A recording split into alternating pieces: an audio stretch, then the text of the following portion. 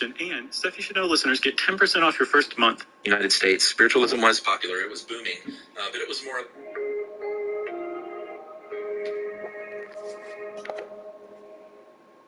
All right, so pre-Civil War in the United States, spiritualism was popular. It was booming, but it was more like the kind of thing that you did in a theater, and you would go see it as a curiosity, or you might just maybe even knew it was fake, and it was just entertainment. There wasn't a lot going on back then. Kind of like looking at penguins in a zoo today. Like, you know, they're fake, but it's still fun to look at. Right. Why not go pay a nickel to see Madame whatever do her little erotic? Because we'll get into that. These got a little sexy at times too. A little ghost shimmy. This is part of the ghost shimmy. But we need to talk about a couple of things here. The Civil War for sure, but one of the things that was going on, we've been talking a lot about the northeastern United States, and there's a very good reason it didn't take hold in the South. It's because the way Christianity was, and some might argue still is in the South, didn't leave a lot of room. The hierarchy didn't leave a lot of room for other schools of thought, and it was basically, even though it wasn't necessarily a cult, it was just shut down kind of from the beginning in the South. They're like, we'll stick to our voodoo, thank you very much. Yeah, exactly. Keep that spiritualism stuff out. Yeah, so it was just not a big thing in the South.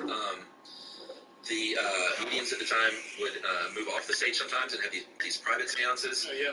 Sometimes they would get in touch with a family member, but oftentimes it would just be kind of same as the stage show. They would say, like, I'm going to get in touch with Sammy Davis Jr. or whatever the popular dead figure at the time was. Sure. But that was for, like, pre-Civil War. It was an entertainment, it was an amusement. But when the Civil War came, a lot of people died in the Civil War. And that means that a lot of people who survived the Civil War lost a loved one. And these might have been people who, went off to fight and just never came back, never heard from again, nothing, have no idea where they died, where they were buried. And so that kind of grief, that transcends any kind of time or place. And it created a lot of people, a large population of people who were very interested in getting in touch with their dead relative. And it just so happened that at the time, there was a movement afoot that said, oh, well, this guy over here is actually really good at getting in touch with the dead. Why don't you have a seance with him? You just have to, pay him to do this work, because it is a lot of work, whether you are a believer, a skeptic. It's a lot of work to have been a medium during this time. And so they would be paid, and they would make a living like this. And so these seances, these performances, were decreased in size, but vastly increased in frequency. Yeah, a lot more spiritualists doing smaller mediums for families, or smaller seances for families. And the same thing happened after World War I as well. Slightly late. So no.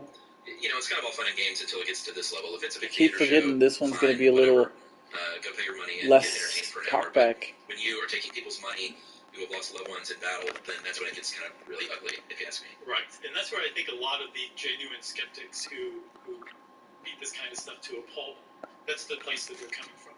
Not necessarily that it's like an affront to science or reason or common sense or anything like that, but that there are a lot of people who have parted money from people who were bereaved at the time. You don't take advantage of people who are undergoing grief. That's a pretty shoddy thing to do. That's a life lesson right there for everybody listening, especially youngsters. Not only that, not only taking their money, but I imagine in a lot of cases people made real life decisions based on things that would happen in these seances, Right. Like sell the family farm, stuff like that. Oh God, I hadn't thought about that. And not only sell the family farm, sell it to me, the medium. That's what your dead brother wants you to do. For what? Something's coming through. They're saying pennies on the dollar. That's great. Oh, yeah, that's terrible. So by the end of the 20th century, things started to decline a bit. One was just pure greed. That animation's easy to time. They were all trying to outdo one another. They were trying to draw bigger crowds and more money, and they were getting more outrageous by doing so. Yeah. And that meant, just like anything when you try and do that, the bigger you try to force something to be, sometimes that can lead to its kind of early death, I guess. Yeah, go big or go home, but eventually you're going to go home anyway. That's the end of that saying. That's right. So part of it was that they were making more and more audacious claims, but also there were more and more scientists, like that open-minded scientific approach had become a lot more hardened toward spiritualism and mediums, because so many had been investigated and found to just be total frauds. Most of the time, the outcome was the medium couldn't reproduce this ectoplasm or get in touch with the spirit when they were under controlled conditions, or they went for it and they were found to be a fraud. Like the knuckle of their toe was found to be wrapping on a stool or something like that. And so as these reports kept coming out more and more, these scientific investigators were like, I don't think any of this is real. And they would be interviewed in newspapers. The papers would run these articles. And so over time, just the general public kind of turned away from spiritualism as hokum and bunk. But the thing is not everyone did. And even still today, go ask Dan Aykroyd, there is a group of people who adhere to spiritualism as a religion. No, for sure. And one of the big reasons that it didn't completely go away was spiritualists were very smart in that they would use influencers of the day in their act. They would seek out these well-known people. They would tour the world sometimes, tour Europe, and do seances with like royal families of various countries. Yeah. The newspapers write about this. They would get a quote, or maybe demand a quote from someone like well-known, and they'd say, all right, I'll come do a seance, but you got to give me a quote that I can use on my flyer or whatever. What's that called? Pull quote? No, that fallacy, the logical fallacy, appeal to authority, I think. Yeah, the appeal to authority, sure. Yeah, which makes a lot of sense. If people see, oh well, they did a seance for the Prince of Monaco, right, or Sammy Davis Jr., then it's got to be good enough for me. It's not pseudoscience at all, because why would Sammy Davis Jr. believe in pseudoscience? Right. He's just a Satanist. He didn't care about pseudoscience. That's right. So one of the other authorities that they would appeal to, Chuck, was there's an expose written in 1897. My God, I can't find it anywhere in my tabs. But it was basically Revelations of a Spirit Medium is what it was called. It was written anonymously by a medium, a huckster, a fraud, and I'm pretty sure it was published in 1897. And it is like 400 pages exposing all the tips and all that stuff, all the tricks. But there's a glossary of like 19th century slang words among hoaxsters. It's amazing. But one of them was the top heavy. And that was a scientist who was over-credentialed. They had all these PhDs and everything like that, so they were book smart, but they were super gullible. And if you could get a top-heavy to basically say, like, I can't explain it, science can't explain it, that would go a very long way to bolstering your career, Yeah, even if you talk to 100 scientists and one of them was a top-heavy who said something valuable to you, that's the only one. You're the 10th dentist of the 9 out of 10 dentists. Right, exactly. That's all you need, especially if the other 9 dentists just keep their traps shut because they have better things to do. But there were a bunch of people who would not keep their traps shut. I guess actually a legendary top heavy, even though he wasn't a scientist, credentialed or otherwise, was Sir Arthur Conan Doyle. I don't know what's wrong with me. I'm sorry, Sir Arthur Conan Doyle. By the way, before I forget, if there's not a band called the 10th Dentist out there, then I don't know what to think anymore. That's a good one. Remember those Trident commercials? I think it was 4 out of 5 dentists. One of them was it 4 out of 5? He was bitten on the testicles by a squirrel before he could before he could recommend Dentine or Trident or something like that. It is 4 out of 5. It's not 9 out of 10. Do you remember that then? No. That was a great. Very shocking. What was the cult? Was it We Make Holes in Teeth? Oh yeah. Remember that, the cartoon? That was Crest. Oh, okay. Do you want to hear the pinnacle of 80s marketing to kids? Sure. My 3rd grade, maybe 4th grade class put on a play about toothpaste. Yes, and cavities, sponsored by Crest. Yeah, they had a big push back then for taking over the minds of American children. Well, it worked. What's funny is I now use Aquafresh, the orange tube. Oh man, if there is a favorite toothpaste that any boy in America has ever had, that is it, and it's mine. But that was from the 80s? No, it is now. But I'm saying the Crest takeover of my mind didn't work. Gotcha. I'm an Aquafresh boy now. Is that the one with the tricolor? Yeah, which is another very appealing part of it. Man, you buy it all, don't you? I do. So gullible. Yeah, I am a little gullible. You're like an Arthur Conan Doyle. So he, if you recognize his name, he was the author of Sherlock Holmes, of course. He was super into this. He joined the Society for Psychical Research, which is an early skeptical/believer society, and he bought into this. He was just convinced. But on the other side of the equation were skeptics who were not convinced, who basically didn't keep their mouths shut. They were the other 4 who would say, like, no, everybody, actually, this guy's wrong. My esteemed colleague has been taken. But then the head of those guys was Harry Houdini, amazingly enough. Yeah, Houdini, which makes it super ironic that at the Magic Castle in Los Angeles, they have long had Harry Houdini seance nights. Oh, yeah? Where you can go into the Harry Houdini room and do a seance. That's neat. Which is, it's all for fun. But it is kind of funny that he was very much against this stuff. Although, supposedly, if you go to the Magic Castle, they'll tell you that he did, and he may have really done this, is told his wife before he died that, hey, listen, if I was wrong, I'll come back and I'll contact you and let you know. You're right. And he came back and he said, I've got good news and I've got bad news. The good news is there is a heaven. bad news is you're scheduled to pitch there tonight. Do you remember that Scary Stories to Tell in the Dark book? Yeah, where was that? What that was from? It was like two friends who played baseball together. Yeah. They had a pact like Harry Houdini and his wife. I think there's different versions of that joke though. Man, the illustrations in that book were just bar none. Yeah, that was great stuff. And by the way, we should give a big rest in peace to Mr. Mort Drucker, who passed away Oh yeah. a couple of weeks ago in real time. But that was a big one. We talk about Mad Magazine a lot, and Mort Drucker was my number one with a bullet favorite artist. And Agreed. he passed on, and he was one of the greats. He definitely shaped my childhood in a very large way Yeah, big time. with his drawings. R.I.P. sir. Yeah. Nice. We'll hear from you soon. He's like, you guys are pitching tonight. Oh no, both of us. So Harry Houdini, he's like, yeah, Josh is gonna flub it. Josh's gonna have to be brought into the stage. So Harry Houdini created this long-standing tradition of stage magicians exposing the fraud of spiritualism, basically. Yeah, because they're like they're stealing our tricks. Yeah, and it's pretty cool. Like he would incorporate into his stage shows a lot of these things that spiritualists were doing to show how they did it. And he was relentless at it. Yeah, he was very relentless. But it was very cool, and the fact that it's still going on today. Richard Wiseman, who's come up a few times, he was in the Sheldrake episode, he was in the Ghosts episode, and I think we somehow misconstrued his research in the Ghost episode to suggest that he had proven ghosts exist. I don't remember exactly the details of it. We got that one wrong. But in this case, he has recreated seances from the 19th century and has shown how willing people are to totally misreport the events that went on in the seance, to say that, yes, the table did levitate, or all the stuff that he's studying under these controlled conditions. And it's basically shown not just that the medium himself, or more often herself, as we'll see, was engaging in fraud, but also that the audience was had a willing suspension of disbelief and were part of this too by saying, like, I felt the phantom arm tap me on the shoulder. The media didn't have anything to do with that. That was just something that kind of came out of the environment that was produced in the seance, Yeah, pretty interesting. It is pretty interesting.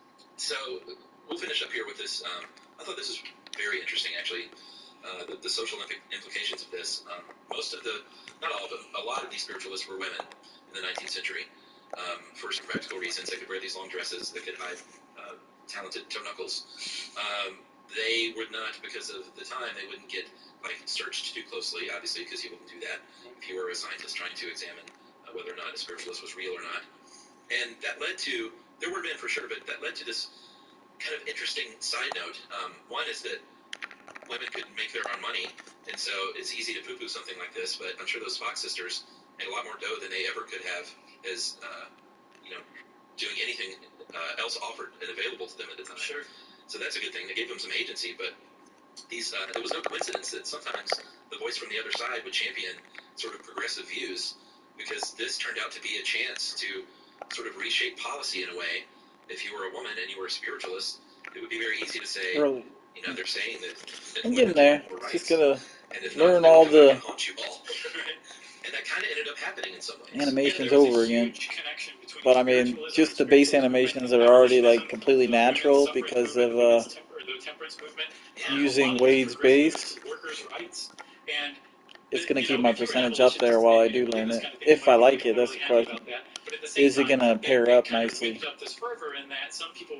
Probably not, but it's worth a go. Being channeled by the medium, we're saying things like, you guys better get on the train of abolitionism, you better get rid of slavery, and it actually did, especially if you watch the hands, I don't think it's really timing up great. Widespread influence on getting wow, see, that's slightly late. Okay, I mean, that could have been slightly late, I guess, but... Yeah, it's almost like one could say anything at all at something like, a campaign rally, and people would believe it if they were an ardent enough believer in the speaker. Exactly, especially if they attach their ego to you and your success. Very strange. So I just want to give two shouts out. One to probably the greatest ghost movie that involves seances ever. Ghost? No. Whoopi Goldberg? No. Okay. The Others. With the yeah, that was good. So good. And then the greatest short story involving seances in the spiritualist movement, written by arguably the greatest American writer of all time, Joyce Carol Oates. It's called Nightside. It's a short story. It's the same title as a collection of her short stories from the 70s, I think 1977. Nightside, look it up and thank me later. It's seriously just bone-chilling how good it is. I wonder if we could get in touch with her and read that for our Halloween episode. I tweeted to her once kind of crassly and never heard anything back, even though she was on Twitter. I know she saw that tweet. Hey, at Joyce Carol Oates, you think you're so cool? Right. I would love to read that one. There's another one, too. She's probably not just the greatest American writer, but the greatest American horror writer, too. She's great. She's so wonderful. I would read any of her stories. So if you out there know Joyce Carol Oates, get in contact with her, and or her publisher, please. We would love to read. That animation's flawless. It is top. As As soon as you touch your head, let go. Right. So, the other ones, it could just be that I'm like predicting it type of thing. There's a place called Lilydale. So I'm a little off on some of them, but it's basically a spiritualist community where you can go. when you're still shooting, 67%, it's hard to complain. Today. It's not horrible, as you learn. It's time for listening. That should have been pretty close. We haven't gotten emails in 2 weeks from people because something's wrong with our email server. So it's on bidets again. You're going to get a couple on bidets, I think. Hey guys, listening to your recent episode on bidets reminded me of a funny story I thought you might like. In 2004, my family bought a new house in the suburbs of Detroit. It's designed and built by an exceptionally pragmatic, efficient, yet lacking in aesthetic appreciation engineer. Yeah, I'd say it's a bit off. My husband's delight, as he is from Spain. A couple of them are great, spot on. Remember, this is 2004, but there's a couple that aren't. Most people that and I can't sit there and walk the ball to court like that during wreck. Decision to not give advance notice when they went to the bathroom. Invariably, people would emerge from the bathroom trip either a little wet or with an embarrassed look on their face as they confessed having explored the contraption and released a stream of water onto themselves. And into our bathroom was always good for a lap. I sure appreciate you guys when we moved from Michigan to the South Carolina. What? Was she once Miss South Carolina? Because that would explain the last bit. No, I thought she meant the South, and I didn't see in the next line it said Carolina, so that was just me. Oh, okay. Your voices accompanied us as we made many 12-hour trips back and forth. We enjoyed the knowledge and the tangents, even the tangents. And now you continue to soothe and educate me as I go on my 4 to 5 mile recreational walks during the pandemic quarantine and temporary, hopefully, furlough. And that is from Michelle Salcedo. Nice. Thanks a lot, Michelle. We're glad to know that you're doing okay there, hanging out, waiting for things to get back to normal. In the South Carolina. That's right, John. And as it will eventually go back to normal. And in the meantime, if you want to get in touch with us like Michelle did, let us know some silly story about a bidet or what have you, you can get in touch with us. Send us an email to stuffpodcast@howstuffworks.com. Stuff You Should Know is a production of iHeartRadio's How Stuff Works. For more podcasts from iHeartRadio, visit the iHeartRadio app, Apple Podcasts, or wherever you listen to your favorite shows.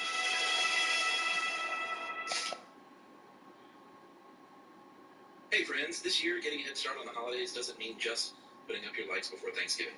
It means shopping and shipping early too. FedEx is expecting a record number of packages will be shipped this holiday. It's going to be a shipping marathon, also known as the Shipathon. FedEx is training harder than ever to deliver packages quickly and safely. So make sure you shop and ship early this season. Visit FedEx.com/holiday guide to learn more. You know, friends, over the last 12 years, Subaru of America Incorporated and its participating retailers have donated more than $176 million to help those in need through the Subaru Share the Love event. And by the end of this, their 13th year, Subaru and the participating retailers they work with will have donated over $200 million to help those in need through the Subaru Share the Love event. So you can get a great vehicle and support a great cause all at the same time. With every new Subaru purchased or leased, Subaru will donate $250 to your choice of charities, November 19th through January 4th. Commencement Speeches for the Class of 2020 is a production of iHeartRadio.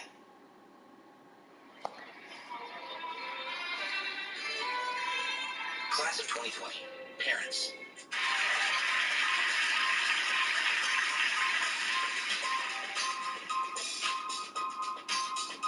Hello, Class of 2020. I am Charles W. Chuck Bryant from the Stuff You Should Know podcast. Over the past 12 years, I've had the privilege to do a show that has meant quite a bit to a lot of high school and college students. We've heard great things over that time from students who are smart and curious, funny and opinionated, the real seekers in life. And it's my honor to bring them and all of you this message here for your fake commencement. Class of 2020, I'm sorry. You worked really hard for 12 years, and then maybe 4 more years in college. And you were supposed to finish out your senior year with prom, graduation, senior skip day, and more than anything, walking out of your school knowing that it was for the very last time. But you aren't getting that privilege that you earned, and that really sucks. I'd like to sugarcoat it, but that's the God's honest truth. Now, with that out of the way, let me tell you why, one day, you're going to look back on all of this time and actually smile. Because you will. You will forever be known as the quarantine class. Capital Q, capital C. Trademark, Charles W. Bryant. You will go down as the most cheated group of seniors in high school and college history. And that's something you should embrace, because all of this will only make you stronger, more resilient, and more prepared for the inevitable future disappointments you will all suffer over and over again in life. You might think I'm kidding, and I kind of am, because, see, I use humor to help deflect my own pain, and we're all feeling that pain right now. You see, I have a niece in the quarantine class, and I have some close friends with kids in the quarantine class, and I have an almost 5-year-old daughter who is part of the quarantine class of her preschool. She will never set foot again inside this little hippy-dippy school where she made her very first friends. She will likely not see many of them ever again. I have seen through my daughter and my niece and my friends firsthand the pain and disappointment of what this dumb situation has caused. But back to the humor part, right? Because I am kidding in a way that life is a series of disappointments and you'll be better prepared because of this, but life really is a series of disappointments and also a series of sweet victories and wonderful friendships and bitter betrayals. It's true love and utter heartbreak. It's exciting and boring as hell. It's exhilarating and mundane. Your future will be filled with all that's amazing and terrible. The whole point of life is to experience the full range of emotions and experiences. You'd be shortchanged if everything was awesome, because sadness and pain are valuable. Some of the best art in history came from sadness and pain. Most of it, actually. You know those songs about somebody who's really happy all the time? There are very few, and they suck. So what I'm getting at is that you have an opportunity to use this experience and use this time, one unlike any other in human history, to your best advantage. The world we live in has, by and large, simply stopped for a moment. Not your neighborhood or your city or state or even your country. The entire world. We're all at home. We're all granted so much time with our families and loved ones, and more importantly, with ourselves. Will you miss graduation? Yes. Does that suck? Again, yes. But you know what? I honestly barely remember anything about my graduation. And I didn't even drink back then, but I know I'll remember these days and weeks and these months more clearly than any other time in my life. Now is the time to think about what you're going to do to make the world a better one. We shouldn't go back to normal, because normal wasn't the best for the world. We can do better. We can slow down. We can be kinder to the earth and to each other. We can share things and use less. We can forge a brighter path. But, you see, there's a catch, quarantine class, trademark. It's got to come from you guys. We can't do it. We've showed that we can't do it. Old people are the worst at making real change. People my age aren't so great at it either, but you know what? You guys are the best. Your spirit, your ingenuity, your passion. This is what we need if we're going to use this time to reboot humanity, because we need to. It's a big job, but we have a little head start here. And we have all of you behind us, pushing this huge barge in the right direction, just a few short inches at a time, so that it all ends up in a very different place years from now. So in closing, yes, the country is all super sad for the quarantine class. You have all been cheated, and it really does suck, but it won't define you. I've heard from enough of you over the years to know that that's true. One day you'll look back on It's this so time, ugly from and behind. it will I hate it. 100% be up to you what that I'm memory supposed to make looks like. 5 in a row, I believe in you, and the world believes in you. and I'm gonna try because Congratulations it on all is you've achieved and 3,000. all that you will achieve. Now go Why out not there get it out of the and way? crush it.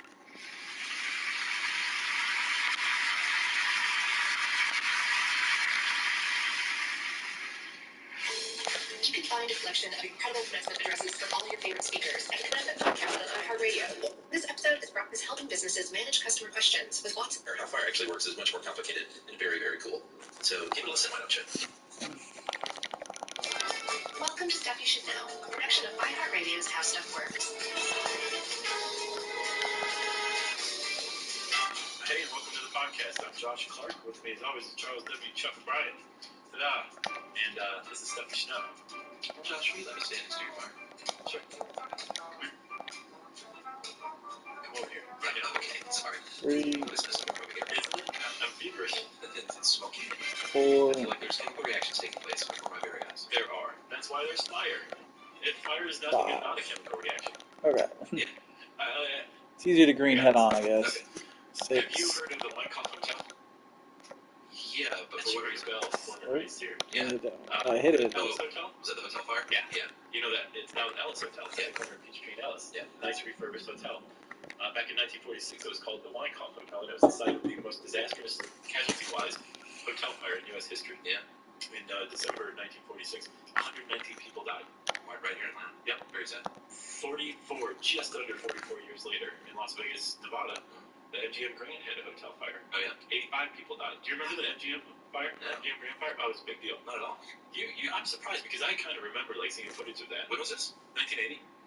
Oh no, I don't remember. So both of these fires and all of the loss of life that's associated with them were the direct result of hubris toward fire. The Weinkauf, their fire exits, one stairwell for the whole building. I think it was like 19 stories or something like that. Yeah. The MGM Grand, they didn't put up like $60,000 for a fire detection system in this one part of the hotel. That would have saved everyone's lives. So part hubris, part financial shenanigans. Right, but isn't that kind of based on hubris? Yeah, I guess. My point is that if there's one thing that we shouldn't have hubris towards, it's fire. Agreed.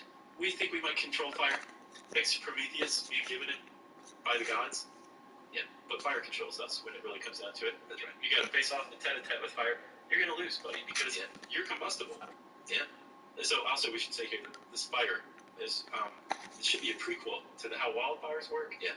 And how spontaneous human combustion works. Yeah. Those two episodes were great.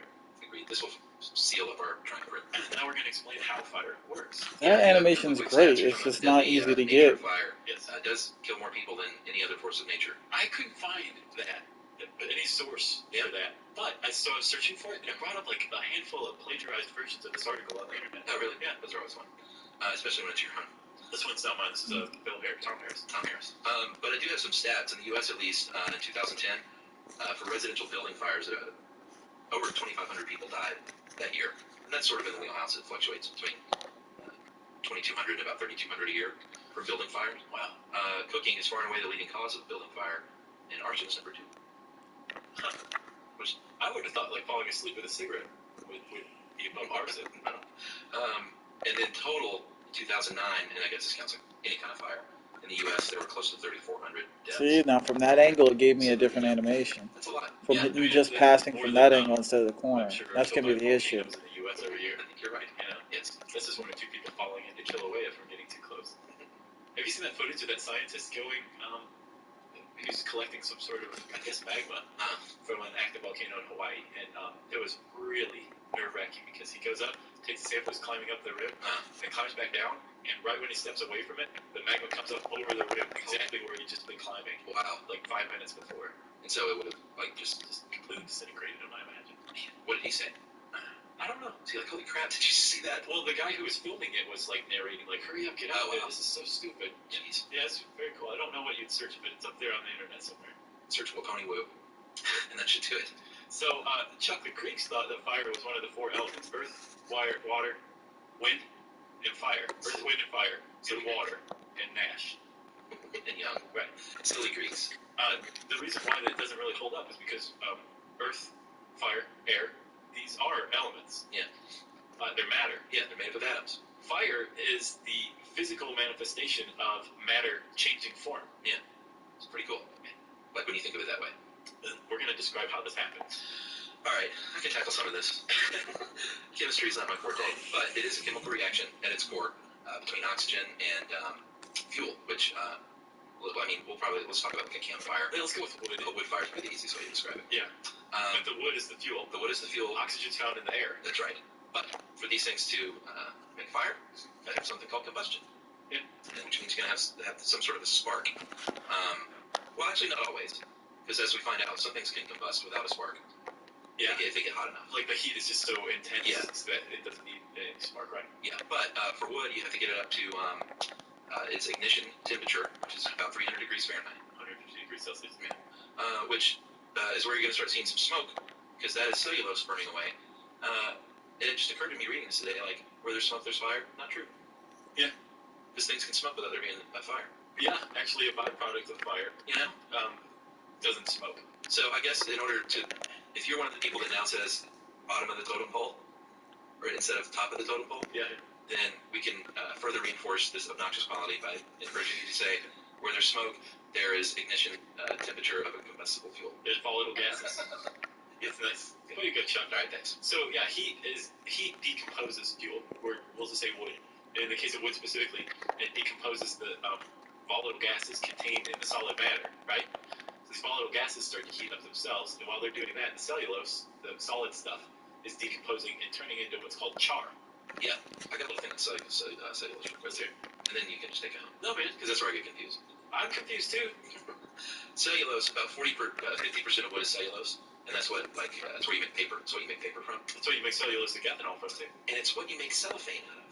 Oh, I didn't know that. No. Cellophane is regenerated cellulose, so it's like it looks like plastic, but it's not. I had no idea. It is a man-made. I'm sorry, it's a natural polymer. Plastic is man-made, obviously. Right. So cellophane is nothing more than regenerated paper in a way.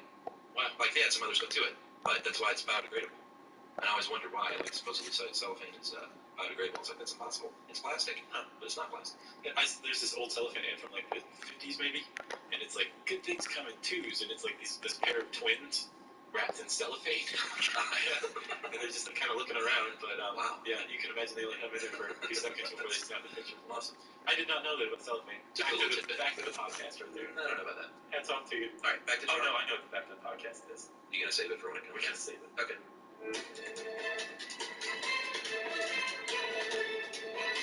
As their health insurance isn't Thanksgiving. I mean, shopping is what they said. That's right. It's the solid matter of wood. Yeah. Separating now from the.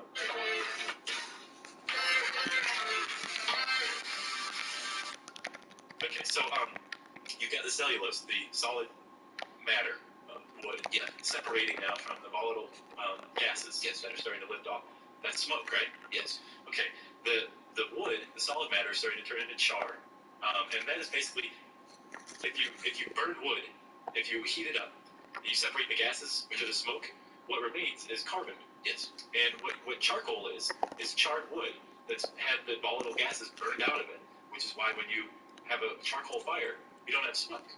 Yeah, or not much at least. Yeah, because the gases have already been burned off. Yeah, charcoal too. That kind of got me on charcoal filtering, because they use charcoal as a filter, and I think they use it as a scrubber too on smokestacks, don't they? And if you're like, I did some of those survival articles at one point, and one of the things you could do to purify water is take your char from your fire, put it in like cool it down obviously, and then put it in like a hanky, and then running creek water through that to collect it underneath. That's awesome. And there's like real charcoal filters too, but apparently charcoal has a quality, because once it's pure carbon like that, it has a knack for filtering out things like impurities like chlorine and letting other stuff get through. So that's why it's used as a filter. Yeah, because essentially what you're making is a carbon filter. Yeah. Charcoal is like basically pure carbon with all the impurities burned off. Yeah. Those impurities burned off as smoke. They're volatile gases. That's pretty neat. Yeah, that's pretty awesome. Little survival tip. Man, you were killing it today. Well, now this is when I go to sleep though. Okay, so the third component of burned wood, you got the volatile gases, smoke. You have the charcoal, yeah, which is carbon, and then you have ash, which is unburnable minerals like calcium, yeah, or phosphorus, I believe. Yeah, and if like you ever cook with briquettes, charcoal briquettes, you're gonna get a lot more ash with that because that has a lot more like byproducts in it than if you use like real wood charcoal. Right, but they're not gonna smoke. They're just not gonna burn. Yeah, it's just gonna be left over. Like you can't get rid of it. You can pound it into oblivion, but it's still there. Yeah, but if you use the real wood coal, then char, then you notice you don't get a lot of that stuff. Oh, is that right? Yeah. Oh, okay. So briquettes aren't as nasty. Are those synthetic briquettes? No, they're made from char and like binding agents and stuff like that, and sawdust. No, I actually used to hear that like, oh, you can't cook with briquettes; they're so nasty. But they're really, I looked into it; it's not super nasty. Okay. I mean, you probably should cook with somewhere in between nasty and super nasty. Well, it's not as bad as I thought. I thought it was like a bunch of chemical agents and glue and cement, and right, that's not the case. I got you. Yeah. It's not the hot dogs of cooking materials. Nah, it's the corn dog. Okay. Okay, so we've got the components, right? Yeah. As these volatile gases continue to heat up to about 500 degrees Fahrenheit, yeah, 260 degrees Celsius, they the molecules break apart. And when they break apart, they go to combine with oxygen, yeah, oxidation, right?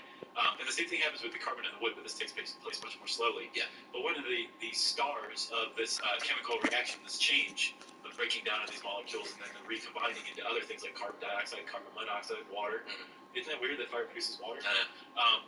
That's why sometimes you have steam coming from a fire, right? Yeah. The star of all these chemical reactions, is heat is produced. Heat energy is released. Which allows us to cook and be comfortable and feel secure and all the good stuff that goes into the fire. Exactly. And because the heat that's released as these things are heated up, so I need to get 50 points in a The game. fire is sustainable so long I'm as winning a game by 30 points. So let's finish this Yeah, one. that was the kind of Extra creepy part, VC. not creepy, but it's self-perpetuating. Like that flame is going to heat up any fuel near it to the point Early, where it right? can release those gases Or was I? to recombine with Yeah, oxygen. early. It's pretty elegant if you think about it. No, Another big star of fire besides heat is light. I And thought it was part of early, that is but from the same second guessing myself with this jumper on certain that are animations. combining, that are being torn apart. The molecules Okay. that Come on, watch his form up hands. the char, breaking down Ah, the that's constituent right off his carbon head. atoms. Slightly When early. they combine with oxygen, Recombine. yeah, I think that would make carbon monoxide.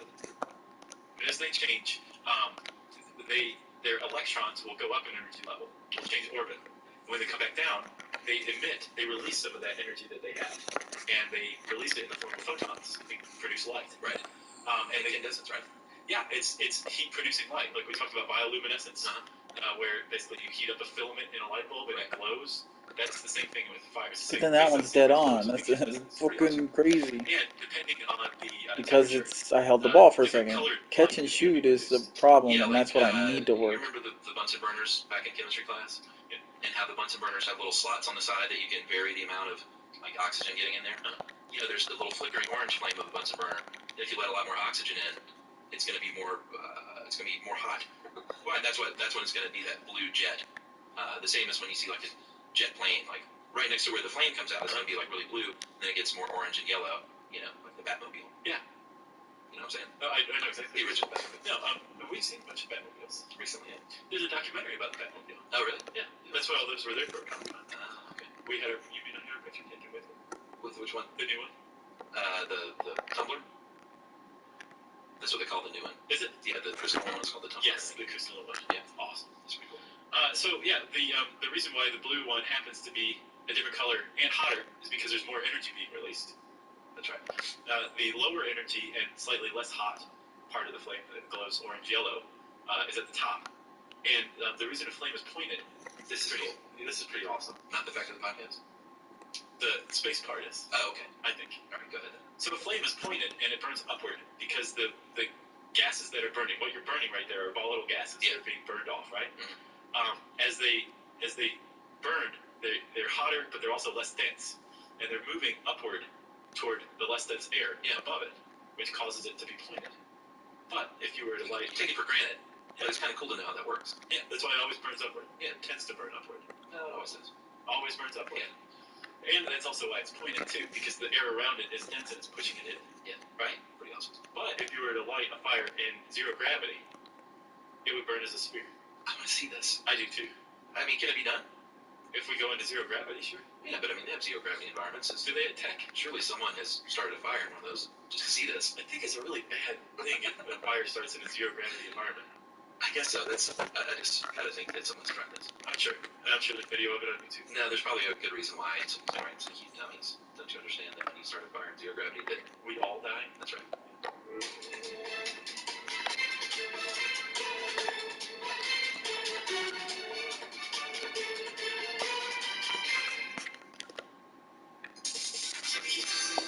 Hey everybody, now more than ever, it's a great time to get yourself some help with BetterHelp Online Counseling. Yeah, BetterHelp offers licensed professional therapists who are trained to listen. Whether I get to 30, we'll see. But anxiety and with Infinity now, experience the same thing happens when you boil water. You know, you get this gas mixing with oxygen in the air, but it's not going to combust, thankfully. Or cooking would be much more dangerous. It's because some of these atoms aren't as attractive to one another. In the case of water, for sure. They're tepid toward one another. Yeah, if you're talking fire, though, they have carbon and hydrogen, which are really attracted to oxygen, and so they like to get together and recombine more easily. Right. Pretty simple. And then we've been talking mostly about wood as a fuel, but tons of things are fuel. Gasoline's a good fuel. Mm-hmm. Gasoline doesn't produce char. Basically, heat vaporizes gasoline into nothing but volatile gases with burn. Yeah. So and I always heard too that gasoline ignites like the vapor ignites, not the liquid. Is that true? Yeah. Okay. Yeah. It's not the liquid; it's the gas. Right. But heat causes all that liquid to turn into the gas. Right. Which goes kaboom. So different fuels are going to catch at different temperatures, and no matter what the fuel, it'll have a piloted ignition temperature and an unpiloted ignition temperature. Yeah. Basically, the piloted ignition temperature is that temperature where the volatile gases are being released, and they're heated up to the point where if you introduce a spark, it would blow up. That's right. One of the defining characteristics of a volatile gas is that it basically disperses at room temperature, I believe, right? Yeah, okay.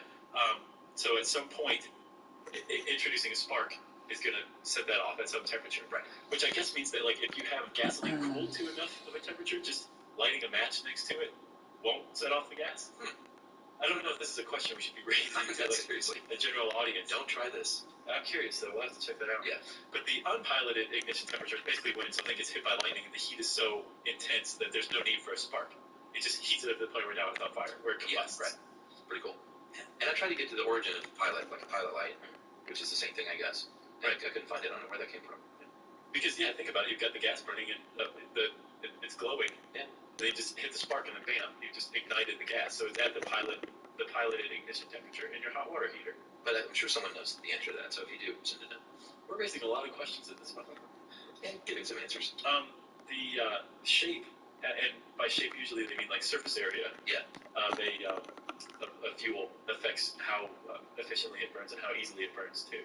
Yeah, I mean, this is pretty basic. Like, if you have a big, thick log, obviously you're going to have way less surface area exposed and combustible than if you had, like, a too thick. Yeah, and it can absorb a lot more heat too, a big, thick log. But yeah, if you have a bunch of little pieces of wood, it's going to burn more quickly and catch more easily because there's more exposed surface temperature, and more of that fuel is exposed to the heat than a big, like you said, a big log or something. Yeah, and that's why when you're starting, if you ever watched Bear Grylls do his thing, or Les Stroud, they try to get the little, like, tiny little shavings from the inside of, like, you peel away the bark on a tree, and then get the shavings off of the tree itself. Right. And that's the stuff that's going to, like, really combust easily. I really feel like fucking with it more, though. I'm not hitting those 80-90% games like I would on my other characters. Have you started a fire using like friction? Yeah. Have you really? Yeah, that's impressive. I do that stuff when I go camping now for fun. Like, oh yeah, in front of the real fire. That we started with our big lighters. Gotcha, yeah. And I'm sitting there with my beer and my Southern Comfort in my comfy chair. Right. The steak is on the grill. I'll do some little survival stuff just kind of for fun. That's cool. Until I get tired of it and give up. Yeah. But yeah, it's fun. Well, hats off to you for knowing how to do that. Well, it's pretty easy. I mean, there's different ways. There's the plow method or the little bow, where you make the little stringed bow. Yeah. You do that little number. Yeah, I've seen that one. Yeah. There's the castaway one. Yeah, that's the plow method. Oh, that's plow? Yeah. That makes sense. That'd be called that. You got anything else? I don't think so. Do you feel like we explained this correctly and well? Yeah, I mean, it's pretty basic chemistry. Where basically heat breaks down a fuel so that it can combine with oxygen. Yeah. And it But try curry. It burn. That's right. And it's self-sustaining so long as there's fuel and oxygen. And then all you need is a bearskin rug and some Cinemax, and you're all set for Friday night. Awesome. Yes. If you want to know more about fire, you can type fire into the search bar at howstuffworks.com, and that will bring up this article and plenty of other stuff too. Maybe even some survival stuff by one Charles W. Bryant. And I said search bar, so it's time for a listener mail. I'm going to call this email a badge of the bone. So, Jocelyn Stone here in Victoria, BC, Canada, apparently hates Pat the Bone just as much as I do. So we're friends in that way. She says, a few years ago, my partner, Tim, discovered that he could set anything on his heart desired on his alarm clock for his cell phone. He searched for the perfect song and decided on Pat. Tim believed in order to slowly get himself ready for the day, he needed alarms at 5 a.m., 5:30, and 6. I, on the other hand, wake up without an alarm at 6:30 without fail, which is what I do. All right. Every morning I was shocked by the full volume. That is a way to wake up right there. I would blast up to a sitting position in bed, my heart exploding on my chest, and look next to me at Tim, who was sleeping through the whole event. I would punch him, get up, turn off the alarm myself, and then repeat this 2 more times. What kind of business partners are these? They're business partners. That was like in American Beauty. Yeah. Remember that?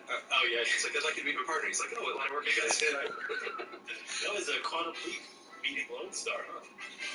Yeah. For some reason, no matter how much I begged him, he would change the song or let me turn down the volume. If I secretly changed it before bed, he would change it back. If I tried to turn it off and hide his phone, he would find it and turn it back again. If I turned the volume down while he was sleeping, his spidey sense would start tingling, and he'd wake up and turn it back on. It turned into a game that lasted a full year. Finally, when I told him the sliver of amusement I found in the game was gone, and I would throw his phone into the ocean if he didn't change it. So eventually she said no. Yeah, it's like, this isn't fun anymore. We ended up buying an alarm clock radio, which he also sleeps through. Now, thanks to Tim, every time I hear Bad at the Bone in public, I immediately leave the area, lest I explode in a muddy, scalding, rock-throwing rage, like the Wamangu geyser. Nice one. Yeah, so, and then she said, P.S. Let's try Duckworth. After all that. Jeez. Who was that? Jocelyn. Thank you, Jocelyn. Victoria, BC, King. Thank you. And Tim? Good luck to him. Hey, Jocelyn, I hope you guys find any smoking you can work with you on. Tim, just get up, dude. For some people, it's hard. I never understood the snooze because wouldn't you rather just sleep at that time No, I'm with you, but I'm saying, like, instead of being woken up every 10 it's minutes? not that easy to just wake right up. And Right-eyed bushy tail. except others, as they are. Let's see. What do we want? Jeez, I don't know. I don't know either. We'll have to figure it out. Yeah. Yeah. Send us anything, I guess. It's a generic call out. You can send us anything via Twitter at SYSK Podcast. You can join us on Facebook.com/Stuff You Should Know, and send us an email containing anything. And if you send us an email that just says anything, like, you'll be one of 5,000 people that do that, so just stop. You can send that email that doesn't just say anything to stuffpodcast@howstuffworks.com. Stuff You Should Know is a production of iHeartRadio's How Stuff Works. For more podcasts from iHeartRadio, visit the iHeartRadio app, Apple Podcasts, or wherever you listen to your favorite shows. Hey friends, this year getting a head start on the holidays doesn't mean just putting up your lights before Thanksgiving. It means shopping and shipping early too.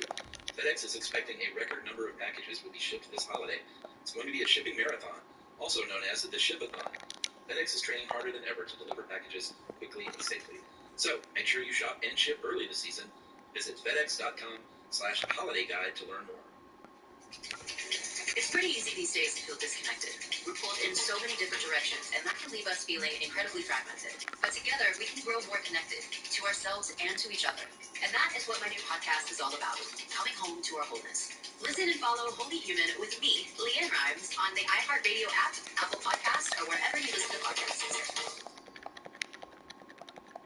This episode is brought to you by Traffic with Mariana Van Zeller, premiering Wednesdays at 9, 8 Central on National Geographic. Investigative journalist Van Zeller dives into the most dangerous blacklists, provide efficient... We haven't seen Jerry in a while. If you have seen Jerry, please tell her to call home. And this is Stuff You Should Know. Yeah, Jerry, she sent out a smoke signal that said send a miso. She did. And we sent some on Donkey Back in that general direction. Are you peanut butter or jelly in this scenario? I want to be peanut butter. Definitely, if I'm going to use this, I definitely need to change to being right-handed, because I can't even see his hand. It's all feeling. Which is your favorite, and then what you like, how do you utilize it? Okay, my name is Josh C, and I love peanut butter. Okay. Almost only smooth. I will eat chunky if civilization has collapsed and that's all I can find. Okay. I eat it any way, shape, or form. Sometimes just peanut butter on a spoon, sometimes peanut butter on a spoon with a little divot made with my tongue filled with a little honey. If you want to get tummy really fast, let me introduce you to the wonder that is a spoonful of peanut butter scooped in some Cool Whip. Okay. But really, any kind of peanut butter, anytime I will eat it. And I've noticed that as I reach my 40s, peanut butter sticks around me a lot more than it used to. So I'm having a real struggle with it. Thank you for listening. And do you want to bus market your favorite brand? We use this Jif Natural that's like it's like in a brown container, and I like it so much I purposely never looked at the label because I don't want to know how natural it is. But my all-time favorite is Reese's peanut butter. Have you had it? You mean in the jar? Yes. Yes. Oh, it's so good. I think I've had it once. But I was raised on Jif. Now go. Well, I was raised on whatever the gigantic gallon tub is they used to get in the 80s. Yeah, I don't remember. I don't think it was any of those name brands. Now, I love peanut butter. It's one of my favorite things in the world. And I will go crunchy or smooth, no matter. I love them both. I also like it with honey. Yes. I like it, and I don't do this much, obviously, because it's just... I don't think you can change your handedness. And mayonnaise sandwich is one of the best things in the world. You know, I've never had that. Is it good, really? Dude, do you have any Kewpie? Yes. Do peanut butter and Kewpie Sammy. Okay, so half and half, or more peanut butter than mayo, or what? It's kind of your jam. I definitely don't go light on the mayo, because you gotta have that tang. Okay. Peanut butter and marshmallow fluff I used to eat when I was a kid. Yeah, that's good stuff. Fluffernutter. And now I don't eat the sugary hydrogenated types. I either have one of the sort of artisan natural kinds you have to mix up, or just the Cat Farmers Market grinds the peanuts right in let's your try face it, to Courage. Right in front of your face. That's a beat it. You can't have any of this. So that's just peanuts, obviously. Yeah, maybe a little bit of salt. Do they add any salt, or is it really just peanuts? It's just peanuts. Wow. I wonder if they sold the peanuts when they roasted them, because I've always seen, peanuts with just a little bit of salt. Like, you can't have peanut butter any other way, but maybe they figured out, they cracked the code. Well, I mean, they may be salted and roasted. I have no idea about the peanut, but it's good. It's all good. But I have to mix, I got to put a little bit of honey in there, maybe a little bit of agave to give it a little bit of a sweet. Oh, that's a good idea. Yeah, I was going to ask you, I've not had any artisan stuff, and I did a little research and found a couple I want to try. And I didn't know, like, is it just straight up adult kind of stuff where you're like, oh, it's really good, but you're wishing that you had, like, the nasty Big 3 brand instead? Well, I mean, if you don't add any sweetener, it's not nearly as good as, But I think the naturals are all kind of the same as far as sweetness level. Yeah, the best I could discern is that if you're paying for artisan craft peanut butter, buddy, you're paying, you're, like, supposedly they have, depending on the kind of peanuts that are chosen, the variety of peanuts, the way that it's roasted, almost like a coffee or a wine or something like that. There's like a sophisticated palate or terroir that you really have to pay attention to. That to me is kind of like the opposite of what peanut butter is supposed to be. It's supposed to just be like this dumb, messy thing where, your hair's totally normal and you start eating the peanut butter and you suddenly have like a cowlick and you're wearing a striped shirt that shows your gut kind of thing, like you just regress in age. But I also get wanting to enjoy peanut butter in a healthy way because it is, surprisingly, from what I saw, it is healthier than you would suspect if done right. Feels quick. Not a big glob of Peter Pan with QP mayonnaise and potato chips smashed in between white bread. Yes. Yeah. I'm hungry now. I am too. I already had some peanut butter this morning, so I'm good to go. But this is like the yawning episode where I kept yawning doing research. This is one of peanut butter. Late? Well, peanut butter for me has now become my since January, trying to lose some weight. So that's become my sweet treat at the end of the night instead of going and getting ice cream. Oh, good for you. Just like a spoonful of peanut butter and honey, and that'll satiate that desire. I haven't seen you in a while. How's it going? That's good. I mean, I'm down 20 since January, but it's really leveled off the past month. Congratulations, dude. That is really impressive. Just 40 more to go. Man, no, that's really great, man. Yeah, it does plateau, but it picks up again. Don't worry. Well, it plateaus because of quarantine alcoholism. Oh, well, I was going to ask because I'm finding that quarantining has made things like we have food and everything, but we're eating it less for some reason rather than the opposite, which both you, me, and I were really concerned was going to be the way it went. Are you finding it easier to keep up with food or harder? Easier because I'm cooking a lot. Geez, I'm buzz marketing again, but just having one of those Mike's Mighty Goods for lunch, which is very low in calories. Yeah, it's really good too. And I'm just tracking the calories, and it's alcohol. That's the problem right now. I got you. Yeah, I've been doing 1 or 2 nights a week tops, and then a couple of nights. I've been pretty good now that I think about it. It's good. Yeah, because this has been fairly stressful, but I haven't been stress eating too much, so okay. Anyway, peanut butter. Here to me, Chuck, early on, we happened upon the fact of the podcast, if you ask me. This was very jarring, if you'll forgive the pun, that peanut butter outside of the United States, in a lot of different countries, is looked upon as very weird and gross, in much the same way that we Americans tend to think of, like, Vegemite. People like the British, Chinese, other countries do not think peanut butter is particularly good. They think it's a little nasty. And that just blew me away to read that. Yeah, I want to talk to some people before I let some internet website tell me that people think peanut butter's gross. Some website push your brain. I like it usually when jump shots are late because that just means I need to make sure I'm releasing at the point, but I feel like I am releasing at the point. I'm still getting slightly late. That's scary. Australia actually likes it a lot.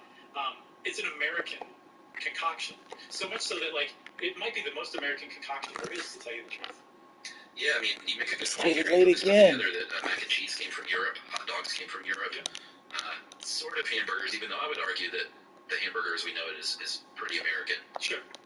But peanut butter, just us, as far as modern times go. Yeah, I think that the Inca in the 15th century used to grind peanuts into a paste, and then that was it until the 19th century when one of our buddies who's going to make a cameo later got his hands on the idea. But yeah, it was an American invention, except it was actually Canadian, as we'll see. But for the most part, people think of it as all American. And to talk about peanut butter, Chuck, we kind of have to talk about peanuts. There's really no way around it. Believe me, I don't want to, but we have to. I think you mean goobers. Have you ever heard somebody outside of TV call them that? Not really, but I knew it was a thing, but it's not in the just daily nomenclature of my crowd. But it's supposedly like a southern, and I guess an antiquated southern word for peanut, a goober or a goober pea. Yeah, I've heard goober in that old song about Raisinets. Goobers is also a candy, right? Yeah, and there's Smucker's Goobers, which is peanut butter and jelly mixed together in a jar. It's actually good. Is it? Yeah, even as a kid, I was like, this is going to be gross. And then I tried it, I was like, not bad Smucker's. See, I'm pretty discerning with my jams and jellies, so that's for another day, though. You would not like this. I probably would. You would like Smucker's. If you're at all discerning, then you would not like it. All right, so peanuts is it's a legume, and it's also called a ground nut or an earth nut. And just like a lentil or a pea, it is a little legume. It's not a nut. No, I'm a big fan of peanuts, though. I like to eat them pretty much any way you can slice it, from boiled to straight up raw out of the shell. Like them honey roasted, salted and roasted, Sure. and certainly in peanut butter. So Momo and I go and visit squirrels whenever we can when we go on walks, and we always take peanuts. And I read you're supposed to take roasted, unsalted peanuts, so we get like big bags of those. And if there's no squirrels out, I get to eat all the peanuts. Oh, yeah? Yeah, Mo will give me a look like, those are not for you, but they usually... Yeah, that one was early. You ever seen a squirrel stick one of those in his That's mouth a good sideways? sign. Yep, I have. It's darn cute. Yeah, I'll shell them and then throw like the actual peanut, and the squirrel somehow will know that there's supposed to be another one coming, because they'll frequently put one in his cheek and then like be like, okay, toss me the other one. And he'll take that and run off and like eat it with his two little hands. It's really adorable. Right, or they might stick around to see if it's one of the rare three-bangers. Right, which is just, that's a good squirrel day right there. All right, so these things are legumes, and we think they originated in South America. You mentioned Peru, even though we cannot prove that through the fossil record, but they have found evidence in the archaeological culture from Peru from about 7,600 years ago. And it was sort of one of these things where they found the fact that they were farming this stuff, and then when you see it in like artwork and pottery and stuff like that, then you know it's sort of a thing. Yeah, right. The peanut has arrived when it shows up on pottery, you know? For real. They've also found them, I guess, entombed with mummies from the Inca and the Aztecs, which makes sense because when the conquistadors arrived, the Spanish and the Portuguese, to South America and Central America, they found peanuts being grown as far north as Mexico. Off the dribble's the same as always. Pretty easy to time. You know when you fuck up. And they took them back with But the catch and shoot. I'm getting vastly different animations right now. The Portuguese took it back to, again, to Europe, but also to India and Africa. And Quit. peanuts started to be farmed all over the world. Like, the world fuck? loves peanuts. It's just You're a not three-point necessarily shooter. peanut butter that they're crazy about. And then in a really kind of weird, surprising Whatever, twist, just shoot it. the peanuts were re-exported back to the Americas from Africa as part of the West African slave trade. And actually, that word goober, that southern word goober, they think comes from a Congolese word, or Congo with a K word, in Guba. Yeah. Pretty surprising. Sure, goober and Guba, close enough. Yeah, but It works. the peanut, you think of the peanut as just American as it comes, and then even as Georgia as it comes. But the idea that it wouldn't have been here had it not been for the importation of African slaves that reintroduced the peanut to the Americas, that's a pretty circuitous and weird route for it to take. Yeah, and Africa still grows about 25% of the peanuts in the world, and we're just below that at about 21% here in the States. And it took all the way to 1842 that we started growing them commercially in the U.S. And Virginia is where it first started for oil and food and to substitute out for cocoa. And it just wasn't like it was kind of like for people that didn't have the means to buy something better, or maybe feed it to your animals or something like that. Yeah, it was good for livestock, and the poverty-stricken basically was who were expected to eat peanuts at the time. That's right. It's just like lobster. Have you ever read Consider the Lobster? That oh man, I want to say David Lee Roth so bad, but I know it's not his name at all. Who wrote Consider the Lobster? I've never heard of that, but I know about the lobster. Who was End of Tour about? That movie. Oh, David Foster Wallace. Oh, sure, yeah. He wrote this really great magazine article once called Consider the Lobster. It's good. But in it, he explains that it used to be considered a food fit only for the poor, basically. Yeah. I guess peanuts were considered the same. That's right. There were sea spiders. Yeah, or the cockroaches of the sea. Disgusting. It is kind of gross if you think of it like that. And apparently there was a law that said that you could only feed so much lobster to patients in mental asylums at the time, or else it became abusive. Yeah. Did they try them on a hot dog bun with mayonnaise? So one of the reasons why the peanut was viewed as such a lowly crop was that it was used for oil and which, I mean, this wasn't necessarily sustainable. It was used to lubricate machinery, that kind of stuff. So the idea of eating the same thing that your machinery lube came from was probably not super appetizing. But it was also, like, you would get just basically trash when you got a bag of peanuts, because there was no easy way to harvest it, stem them, clean them, and prepare them for basically general consumption.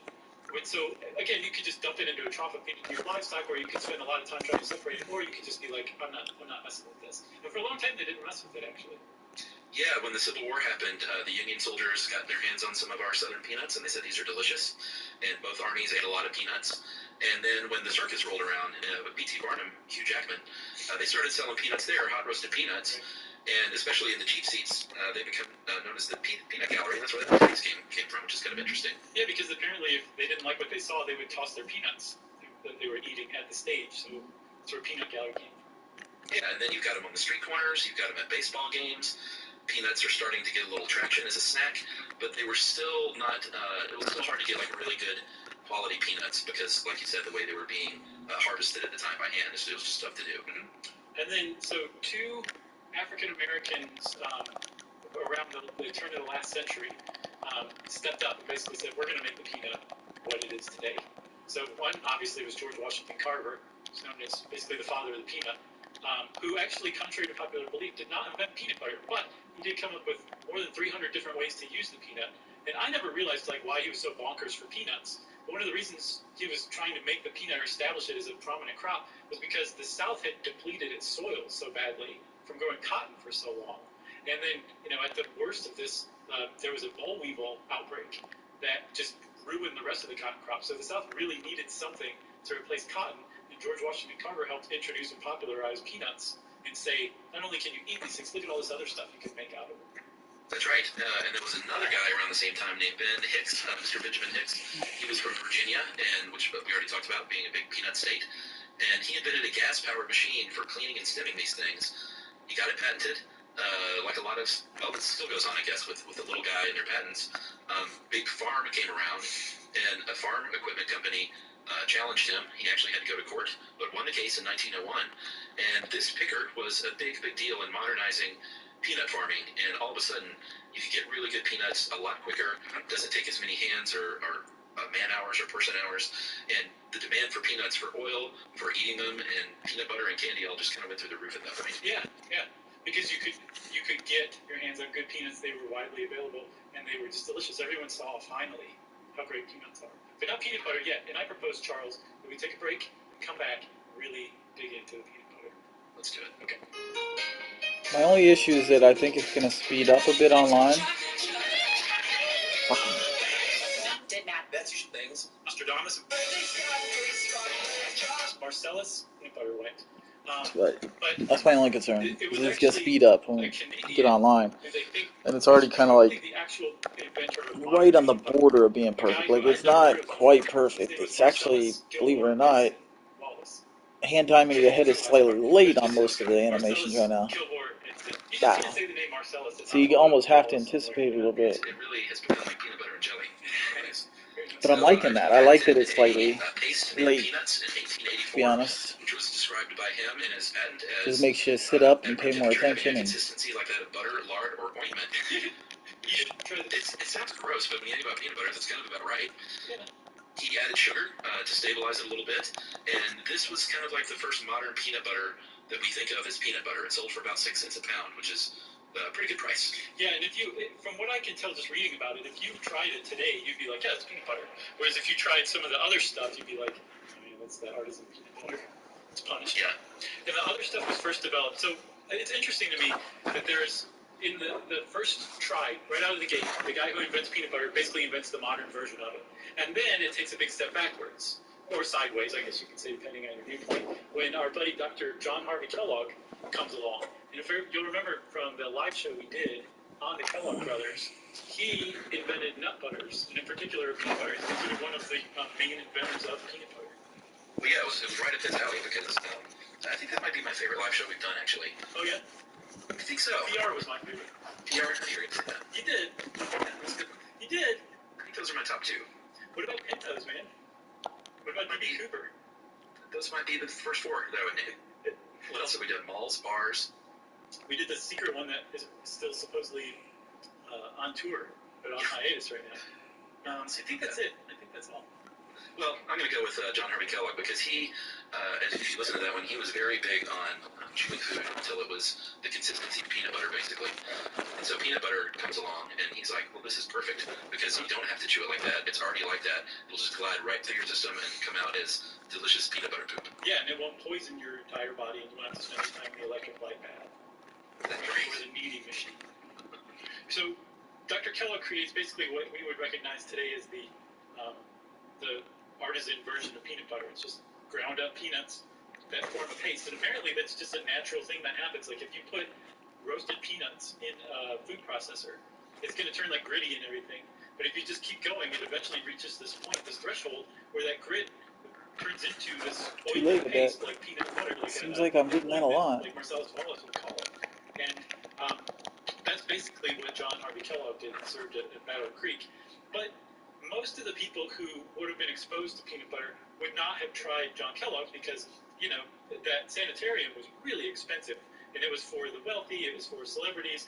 So most people experience peanut butter in one of two places. And Chuck, I really found out in researching this that the history of peanut butter is super murky. It's like a spoonful of peanut butter stirred up in a glass of water kind of murky, right? Gross.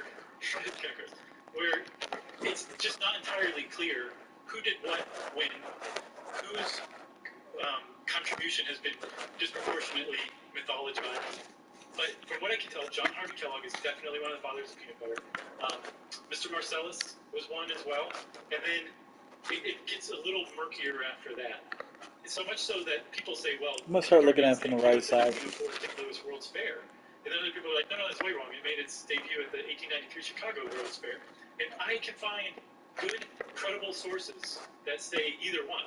So I have no idea where it made its debut. I believe it was sold, for sure, at the St. Louis World Fair in 1904. And that a guy named C.H. Summers sold like $20,000 worth of peanut butter as snack items there. But that the people who ate it there had probably already been exposed to peanut butter and liked it. It might not have been something that was part of like their everyday thing. They weren't standing in their pantry eating it off of a spoon, but they had probably had it before, and this was like a real treat for them to experience it. It wasn't like debuted in 1904, from what I can tell. Right, well, regardless of who introduced it initially, by 1907, thanks to companies like Heinz and Beechnut, they were selling 34 million pounds of peanut butter, up from just 2 million in 1899, so over an 8-year period. That's a pretty big increase. And the soldiers come into play again. It wasn't just the Civil War and World Wars I and II. And I've had peanut butter K rations before. Really? It's my dad used to get that stuff a lot when I was a kid for camping and stuff at the Army Navy store. So it became a big part of your Army rations in the armed forces because it had a lot of protein. It was good sustenance. You could make a PB&J, and that was pretty comforting. If you were on the front lines or in a trench in World War I. Yeah, supposedly they popularized the PB&J, the troops did. That's right. And thank them for that. Oh, I will. I'll salute the troops for that one. But it was pretty regional at the time, in the early 20th century. It didn't travel that great. They finally let, I mentioned hydrogenized earlier. It was this hydrogenation, is that right? Yeah. That really led to the big three coming about with the industrialization of peanut butter production and 3 gentlemen named Peter, Pan, Skippy, and Jif, which I was curious about Jif, where that came from, and all I found was they said it's easy to spell, easy to say, and easy to remember. It's true, all 3 of those. And no meaning beyond that, basically. Really, I would have guessed that had something to do with, like doing it in a GIF or a Jiffy or something. I mean, you got to be in the room, I guess, to know where the seed came from, but they said it was simple and super easy, and that was kind of the end of that story. Good night. So, a little bit more. I'm with you, I do too. I'm kind of mad right now, but we're good, we're going to press on.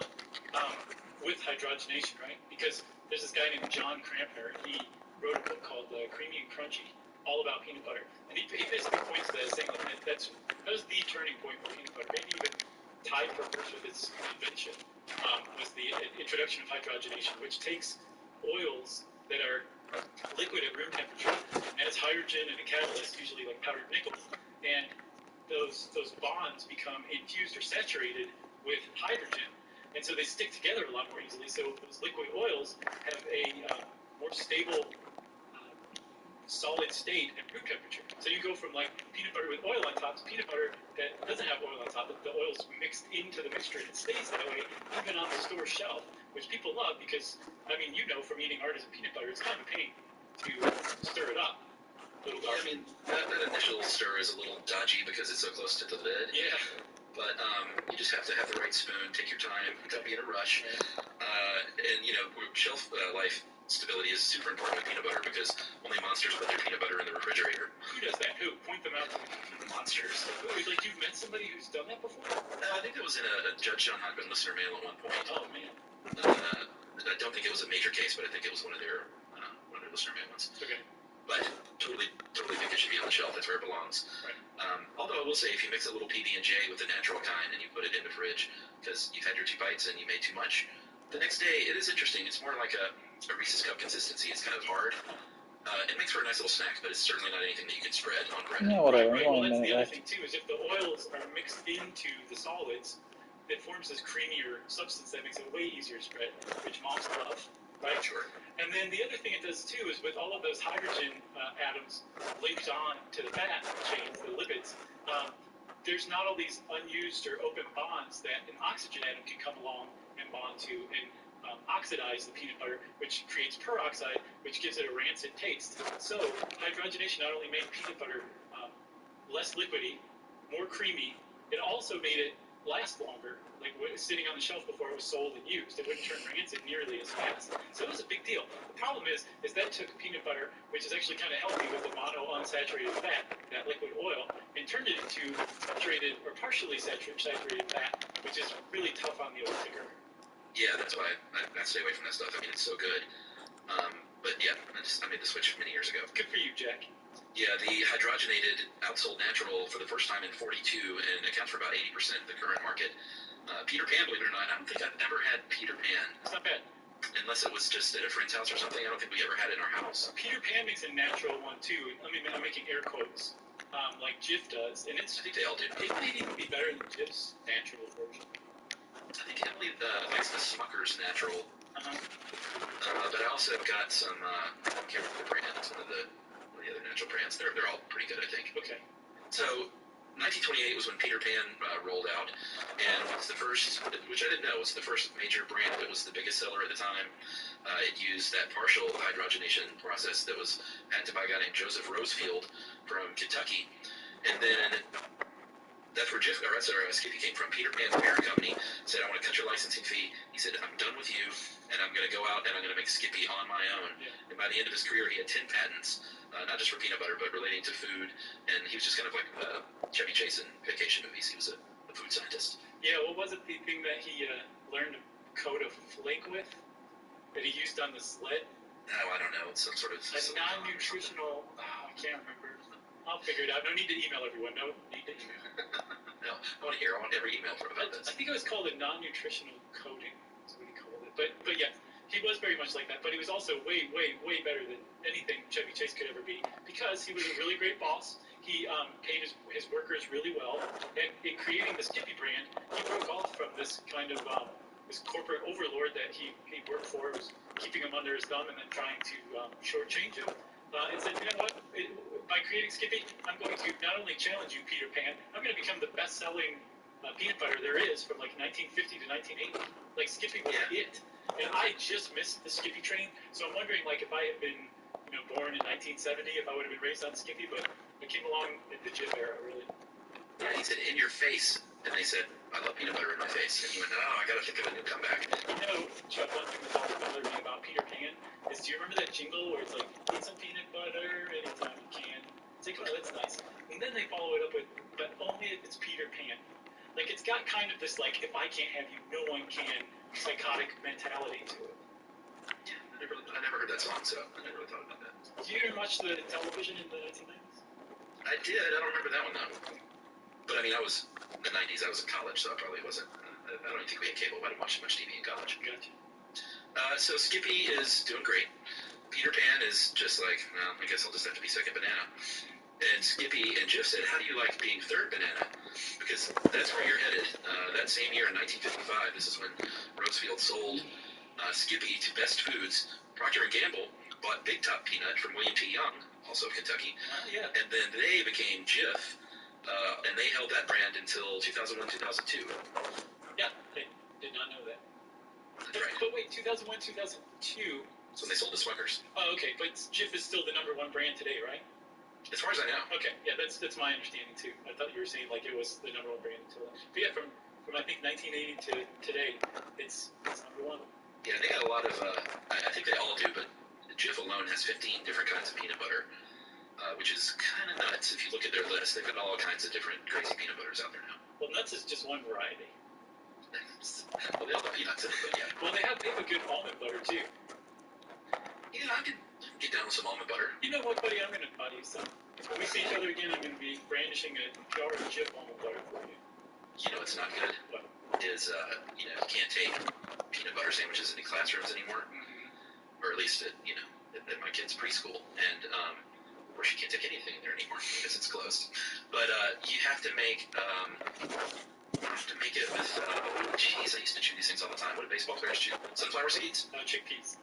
Sunflower butter. That's good too. I've had that. It's not bad. Oh, I do not care for it. So you don't like it? All right. I guess I really like basically any kind of butter, including just butter. Well, yeah, butter's great, but I just cannot get down with the sunflower.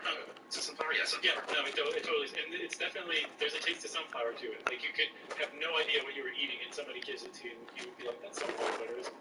I love sunflower seeds, though. That was a big thing in college for a little while. We would sit around and, just put a mouthful of sunflower seeds in our mouth. Yeah, I remember the sunflower trend quite well. Remember that? And you would crack them open with your teeth. Then you would spit out the shell and then swallow the seed, chew on the seed and swallow it. So I would eat the whole thing. No, you didn't eat the shell. Yeah, I would eat the whole thing and I would smoke a whole cigar and inhale it. You were a very bad squirrel. And then you would drown your lawn in water. Yeah. And you would sit back and say, I'm doing life just right. Yeah, I got it all figured out. Would you really eat the shells? I still do to this day. Really? Yeah, and it's kind of dangerous because every once in a while there's like one part to it that's just a spear. Yeah. It can go right into your gums if you're not careful. So I'm pretty good at it, but every once in a while I'll be like, I think I'm bleeding. Well, here's how I eat peanuts when I go to the ball game. I stick the whole peanut in my mouth. Really? Like a squirrel. Okay. And I kind of suck on it for a second and give that salty goodness, and then I crack it open with my teeth, and I pull it out of my mouth, and then dump the peanuts in and throw away the shells. And then between every bite, you have to coat your lips with lip balm because it's so dried and cracked. Maybe. It is pretty salty, but the only time I eat peanuts in the shell like that is at a baseball game. So now I do something similar, but it's with peanut M&Ms. I will crack the peanut M&M in half, and expose the peanut. And Your teeth? Yes, and then eat that the freed chocolate shell side, and then eat I the feel other like chocolate shell my side jump around shot the got peanut. changed, but it's Then really I eat the smooth. peanut by itself. Are you kidding? Are you serious? I'm dead serious. I can't remember the last time I ate a peanut M&M without doing that with every single one. All right, here's what I'll do sometimes with peanut M&Ms. Okay. We should just have a side gig or just talk about our sleeping quarters. We do. It's part of the podcast. I put it, and sometimes I'll just mow on them like there's no tomorrow, but sometimes I will, and this helps me eat fewer of them, because I will pop one or two in my mouth, and I'll just let them sit there and marinate in my saliva. Oh, yeah. And swirl them around, and then that candy coating kind of melts away a little bit and makes it like a really soft little crunch. Yep, I know what you mean. You know that move? Yep.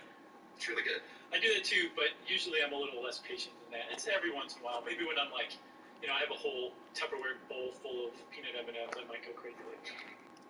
All right, so should we take a break or should we wait a second? Yeah, let's do that. Let's take a break. Your doctor. You and I have very weird eating habits.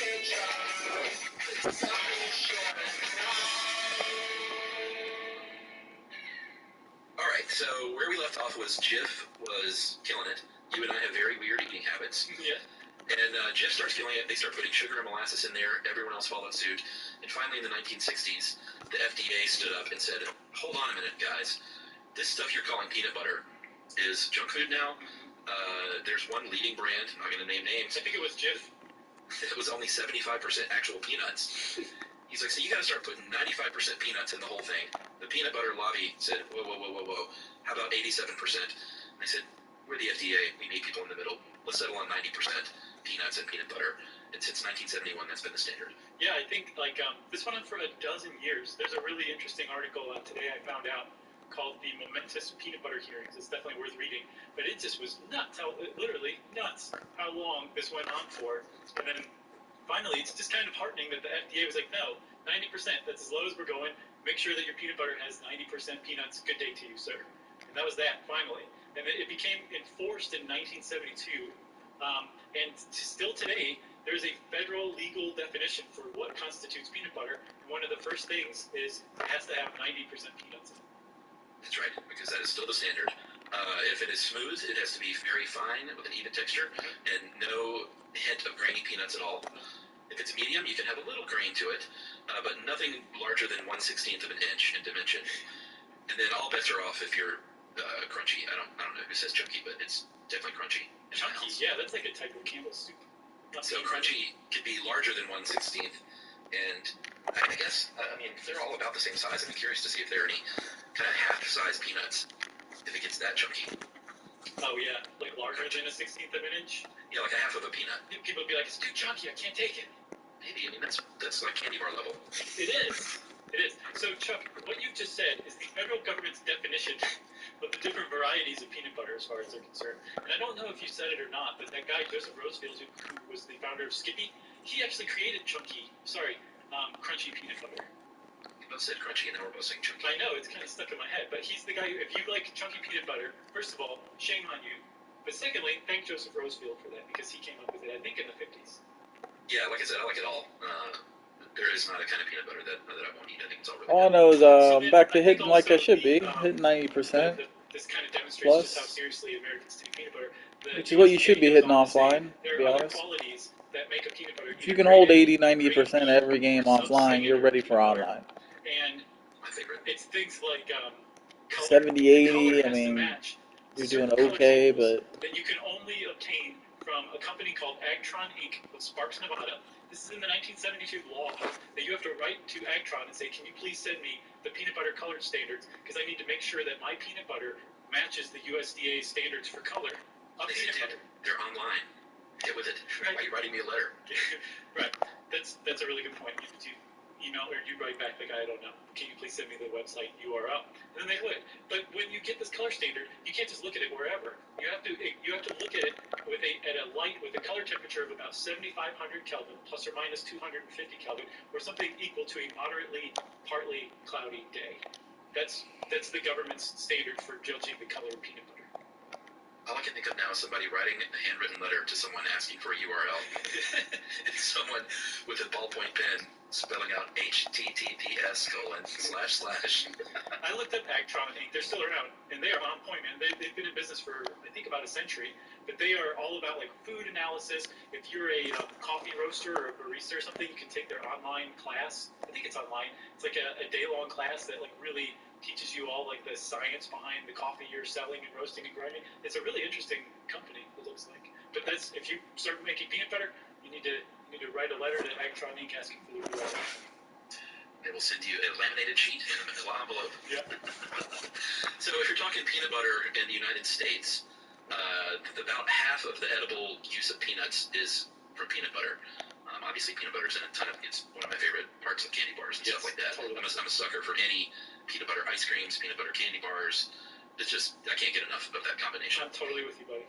Which, by the way, Joseph Rosefield was, the Skippy guy, was the guy who came up with that peanut butter and chocolate combo before Reese's did.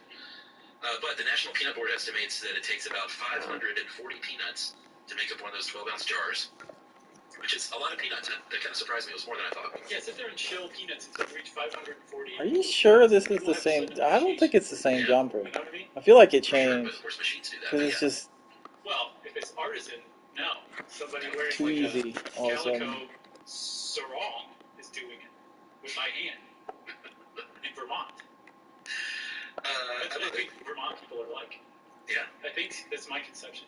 Prove me wrong, Vermont. So in 2009, we're talking about the health aspects. There's a couple of parts to the health of it, of whether or not it's just good for you, which we'll get to. But also, there have been a couple of peanut butter incidents throughout the years, in recent years, that have scared people off from peanut butter a little bit. Yeah. In 2009 was the second one. There were 500 people who got sick, and 8 people died from eating peanut butter from a plant in Blakely, Georgia that was pretty gross and not maintained well. I remember that, don't you? I remember both of them. The other one was in 2007, and that was Salmonella and Peter Pan and Great Value, both owned by ConAgra, and that got about 600 and change sick, but nobody died, luckily. But I remember both of those. It was a big deal because peanut butter is so ubiquitous. So there's also, I didn't realize this until I started researching it, there's something called aflatoxins. Have you heard of them? I think I did back when all this stuff happened, or maybe not, but I have heard of it. So there's a mold called aspergillus that grows on peanuts, because peanuts are grown underground, right? And the aspergillus can produce a toxin called aflatoxins, and apparently humans are pretty much immune to its initial effects or its short-term effects, but we have no idea what happens if you eat aflatoxins, over the course of a lifetime. What happens? And apparently there's studies of humans that found that it's been linked to certain types of cancer, potentially birth defects, sorts of horrible stuff. And peanut butter producers say, well, we get at least 89% of the aflatoxins out just by processing peanuts. You say, well, what about the other levers? They're like, have some Peter Pan. Forget your troubles. That's right. So there is like a real risk of something bad happening to you, whether it's a poisoning or not. But a lot of people are like, even if it's pure peanut butter, it's still not healthy for you. Yeah, I mean, the major brands that are sugary and hydrogenated certainly aren't good for you. If you're going to the farmer's market and getting those peanuts ground right in front of your face, it's not terrible. You know, it's got a lot of nutrition. It's got a lot of antioxidants. It's got, we're talking, this is 100 grams of this stuff. You've got 45% RDA of vitamin E, 67% of vitamin B3, 73% of manganese, and 39% of magnesium. Yeah. So it's got a lot of good stuff in there. It's got a lot of calories, too. That's about 600 calories eating 100 grams worth. But if it's, you know, I mean, 100 grams is a lot. No, it is a tremendous amount. The other thing is, too, is if you're eating that artisan peanut butter, that craft peanut butter, the non-hydrogenated, I guess I should say, peanut butter, the oils and the fats in Damn are it, actually Pope. good. What are you doing? The monounsaturated fat is the kind that's good for your heart. Fucking me up. That's what it's you're that doing. saturated Dick. stuff that becomes shelf-stable. That's the stuff that can build up as plaque in your arterial walls and cause heart attacks and strokes and that kind of thing. But the natural peanut butter actually does the opposite. It helps your cholesterol levels. That's right. It's basically just really calorie dense. Like if you're trying to lose weight, it's a good idea to shy away from peanut butter. But if you're eating natural peanut butter, it's not like it's a non-nutritious food. It's actually pretty nutritious. It's just calorie dense. Right, and if you're trying to lose weight and you opt for a spoonful of peanut butter and honey rather than a pint of Ben & Jerry's, then you're definitely doing the right thing. For sure, man, for sure. One thing, though, that has strikes fear in a lot of people, like you were saying in your daughter's preschool, you can't even bring a peanut butter sandwich in there anymore. Is this the rise of the peanut allergy? Like, there's a survey that was conducted in the 80s, the 90s, the 2000s. And I think the most recent one was in 2008. And they found that between 1997 and 2008, in this national survey of 5,300 homes, that the self-reported peanut allergies went from 0.4% of respondents to 1.4% of respondents, which 1.4% doesn't sound like a lot, but that's a huge increase between like 11 years, I guess. But the thing is if you look at other studies, they found that, yes, self-reported rates are on the rise, but doctor-diagnosed rates have held steady. So there seems to be an increase in perception that people have peanut allergies that's not necessarily an increase in actual peanut allergies, which is really strange and bizarre to think of if that's correct. Yeah, and I have seen the trend of oral immunotherapy, like feeding your very small child and your baby peanuts to a little bit at a time to ensure, or hopefully ensure, that they won't be stricken with the worst food allergy of all. It's true. The peanut allergy. And there was a study in Israel that had guidelines for early infant feeding, and they said around 4 to 6 months of age, just shove a bunch of peanuts in their mouth and see what happens. Make them chew, and then hit them with the lip balm. Yeah, hit them with that. Hit them with the lip balm. So one last thing, Chuck, and I couldn't find a place to put it, but it has to be said. There is a phobia called arachibutyrophobia. Arachibutyrophobia. Yeah, I think I nailed it that last time. Okay. And it is. Is that for me? Is that my cue? Yes. It's hard to tell because you're not kicking me under the table. I'm not like doing that series of blinks. That is the fear of peanut butter getting stuck on the roof of your mouth. That is a true thing. Which is shouldn't be a fear, because all you got to do is just keep working the tongue, and that peanut butter is going to dislodge and go right down your throat. That's right. Just like John Harvey Kellogg for us all. A little whole milk, and you're all set. Nice, man. Or some Cool Whip. Don't forget the Cool Whip. I'm gonna try that. I don't know if you should try that. Like, I think I gained 10 pounds in a month just after I discovered that. It's not good for you, man. Yeah, I can't. Cool Whip does a nice on our house. We can't keep it here. It's just it's really hard not to. Just sort of, I'll just have a little spoonful every now and then. Right. And Where did it go? Yeah, it's like your hair is stuck to your forehead because you put your whole face in the tub.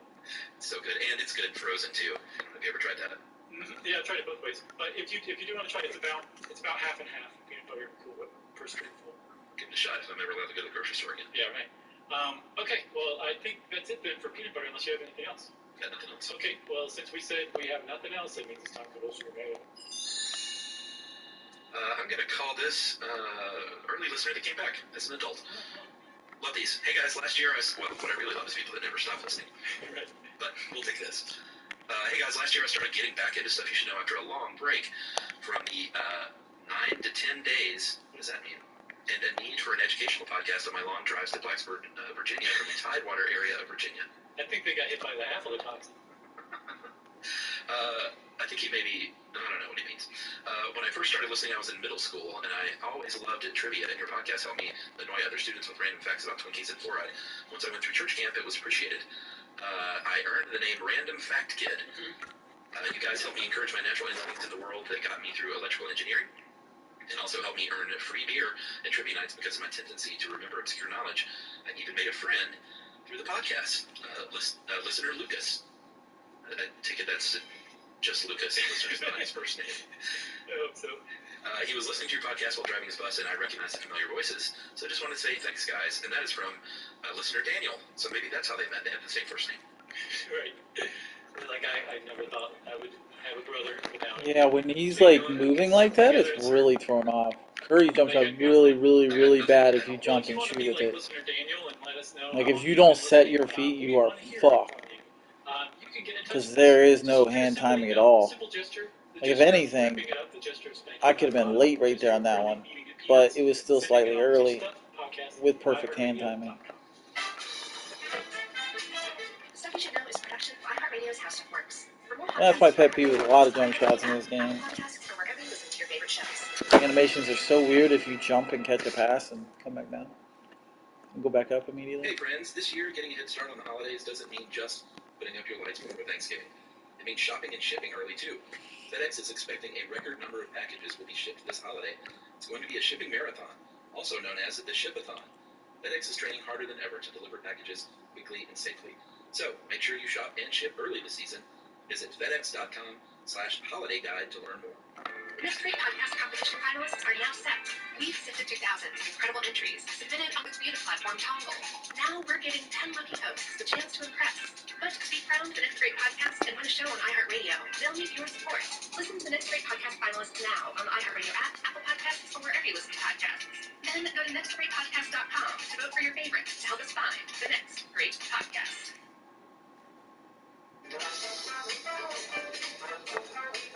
Hey, and welcome to the Short Stuff. I'm Josh. There's Chuck. It's just the two of us, but we're here with a horse named Charlie, a.k.a. a crippling temporary leg cramp. You know what I immediately think of when I think of leg cramps now, right? No. Remember? Oh, yeah. Up. That's right. You totally got one of these, didn't you? Like, while we were recording.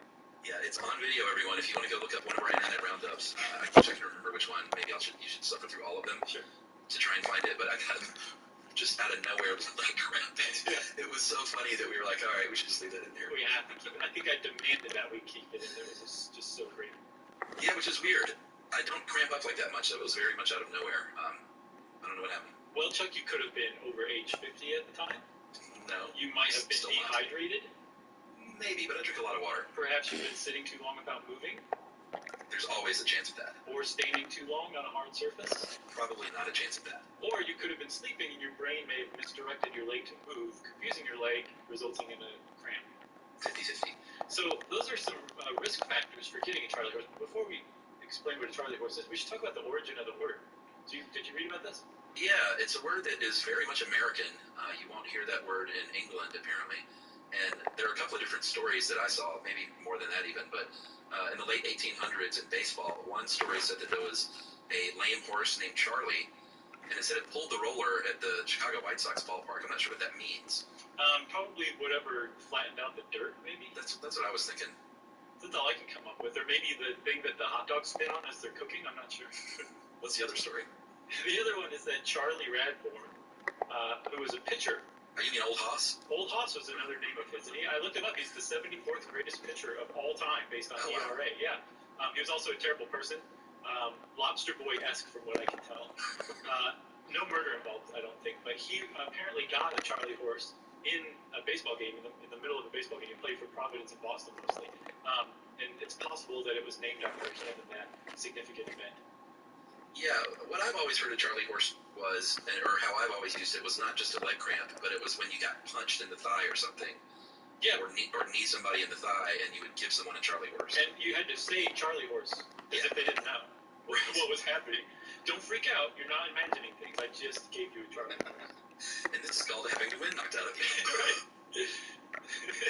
So But it does seem to, it can come from that, from a sudden blow to a leg muscle. And usually it's your thigh muscle, your calf muscle, or your hamstring is where you get it, the Charlie horse. But as you also know, I didn't touch you that time you got one for Internet Roundup. It just came out of the blue. Out of the blue. So a Charlie horse it's different from like a leg cramp, say like your muscles cramping up from overuse on a long run. That's probably just from dehydration or the loss of electrolytes from sweating too much. The Charlie horse is kind of leg cramp, but it's a little more specialized than that. It's like a knot that just suddenly comes out of nowhere and affects one of those areas in your legs. And what's interesting to me is that medical science is like, I don't know, here's some best guesses, but we're not 100% sure. Did you used to do the thing called frogging someone? Yeah, that's essentially the same thing, except your knuckles on your fingers are held a certain way when you punch them, right? Totally. It's a knuckle punch. And I always was frogged. I didn't do much frogging because I was a nice guy, but someone would stick out their center knuckle and do sort of a swiping punch across the arm, not like a straight punch, and the knuckle would hit it and cause the same sort of sensation, like a little knot and a bump would form. Yeah, I was never very good at that either, but some kids had like almost a preternatural sense of like a muscular pressure point, you know? Yeah, I have a feeling you were a champion pencil breaker, though. Yeah. No, I don't remember pencil breaking. What was that? Oh, you guys didn't do that? I mean, I remember like somebody would hold two ends, the farthest ends of the pencil, and somebody would you just karate chop it? Well, you would use another pencil, and you would just take turns until the pencil broke. But there are all sorts of various techniques, for maximum breakage. I'd forgotten all about that. When I think pencils in school, Chuck, I think, did you guys have the smelly pencils? Like caramel corn, pencils and all that? Yeah. That's what I think about. This tasted great. Were you good at pencil breaking? I wasn't very good. There was always the one Bugs Meany who could do it in one fatal blow. Is that another Encyclopedia Brown reference? I think so. Maybe we should take a break. Yeah. And we can go solve an Encyclopedia Brown crime. Okay. And then come back and talk more about Charlie horses. All right. Well, now we're on the road. Flag. Radios. Bets. You should. All right. T-Mobile is proud to support to serve.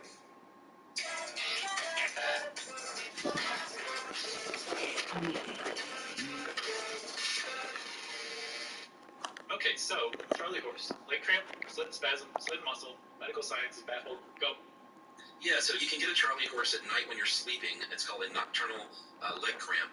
And just like at daytime when it can go away very quickly, or it can be a few minutes, I can't imagine, like the one I had in Internet Roundup was such a tight, violent thing. Yeah. I can't imagine that going on for several minutes. No, because it lasted maybe 30 seconds, probably the longest 30 seconds of your life. 10 full minutes of that would just be hell. Yeah, and this is not the same thing as restless leg syndrome. That also happens at night, but that is when you sort of have the Jimmy legs and you have the urge to move. But in, I think, both cases, they don't know exactly what's going on. No, they don't.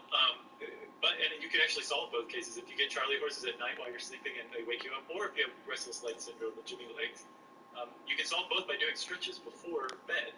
And sometimes I get restless leg syndrome. I don't know if I have it to a clinical degree or whatever, but like especially when I first lay down to go to bed, sometimes I can't sleep because my legs are just bugging me. And I'll get up and do this hamstring stretch, and it works like a charm. Like I'll be asleep in 30 seconds afterward. They say stretching is just sort of one of the keys to life. Like if you start in your 20s and 30s just stretching really great every morning and every night, then your body's going to be the better for it. Do you remember we did an entire episode on sarcopenia, that stoop that you get from old age? Did we? We totally did. And I think that's a really good way to combat sarcopenia is to be limber and stretch your back muscles too. Yeah, it's all about keeping those muscles limber. Yeah, let's do it, Chuck. Let's commit to stretching at least 5 nights a week. Okay.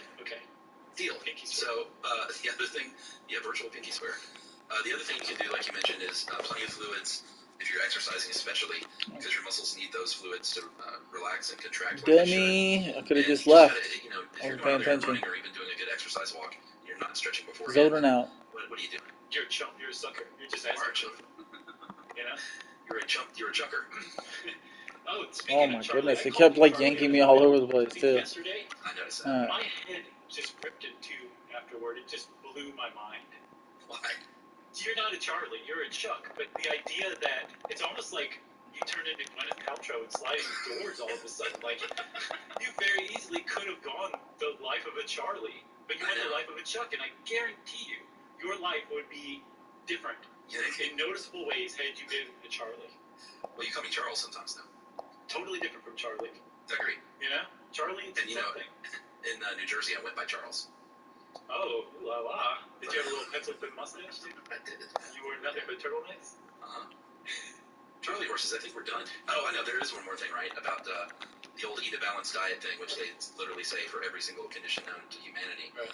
In this case, it's really true. If you eat a balanced diet, you're going to get some good calcium and potassium, magnesium, and that's really going to help how your muscles operate. Those minerals are super important to your muscles. Yeah, especially I think I've read sodium and potassium have like a 23 to 1 ratio for your intake is what you're going for on a daily basis, which is harder to do than you would think. Yeah. But they, as I think sodium goes in, potassium comes out, and vice versa. And when they're doing that, they actually produce this battery, this electrical charge across your cell that helps conduct electricity throughout your muscles. So yeah, you want to have these minerals in like good amounts. And you also want to have water, because water is like the thing that everything, all of these magnificent metabolic processes take place in. So if you're dehydrated and you lose a bunch of electrolytes, or your electrolytes are out of proportion, you're much more susceptible to muscle cramps of all varieties. So yeah, eat a banana.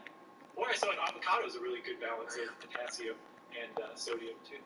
We eat a lot of avocado in our house. Same here. Yumi found 5 for 99-cent avocados yesterday. That's I was possible. like, yeah, she's like, oh, they must have been about to rot or something like that. And I checked, and they were all like pre-ripened. They're like on their way to being ripe. They're not rotted at all. She got them from H Mart, and I just couldn't believe it.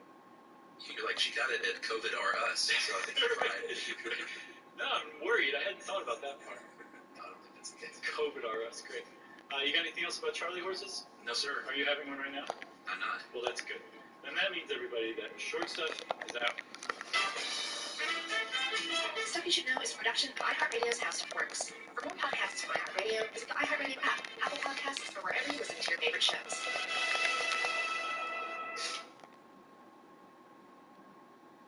This episode is brought to you by Trafficked with Mariana Van Zeller, premiering Wednesdays at 9, 8 central on National I, designed to work. I am sweating in our studio by myself. Like, you're nervous? No, I'm hot because the studio's hot. And, you know, I know we've been buzz marketing enough, but the internet is only working in our studio for some reason. And I ate some of that spicy beef ramen in this hot room. Yeah, that's a dangerous combo.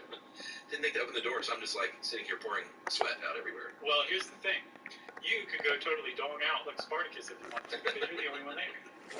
People have been talking about dong out lately. Just a movie crush page. Yeah, well, it's a pretty hilarious term.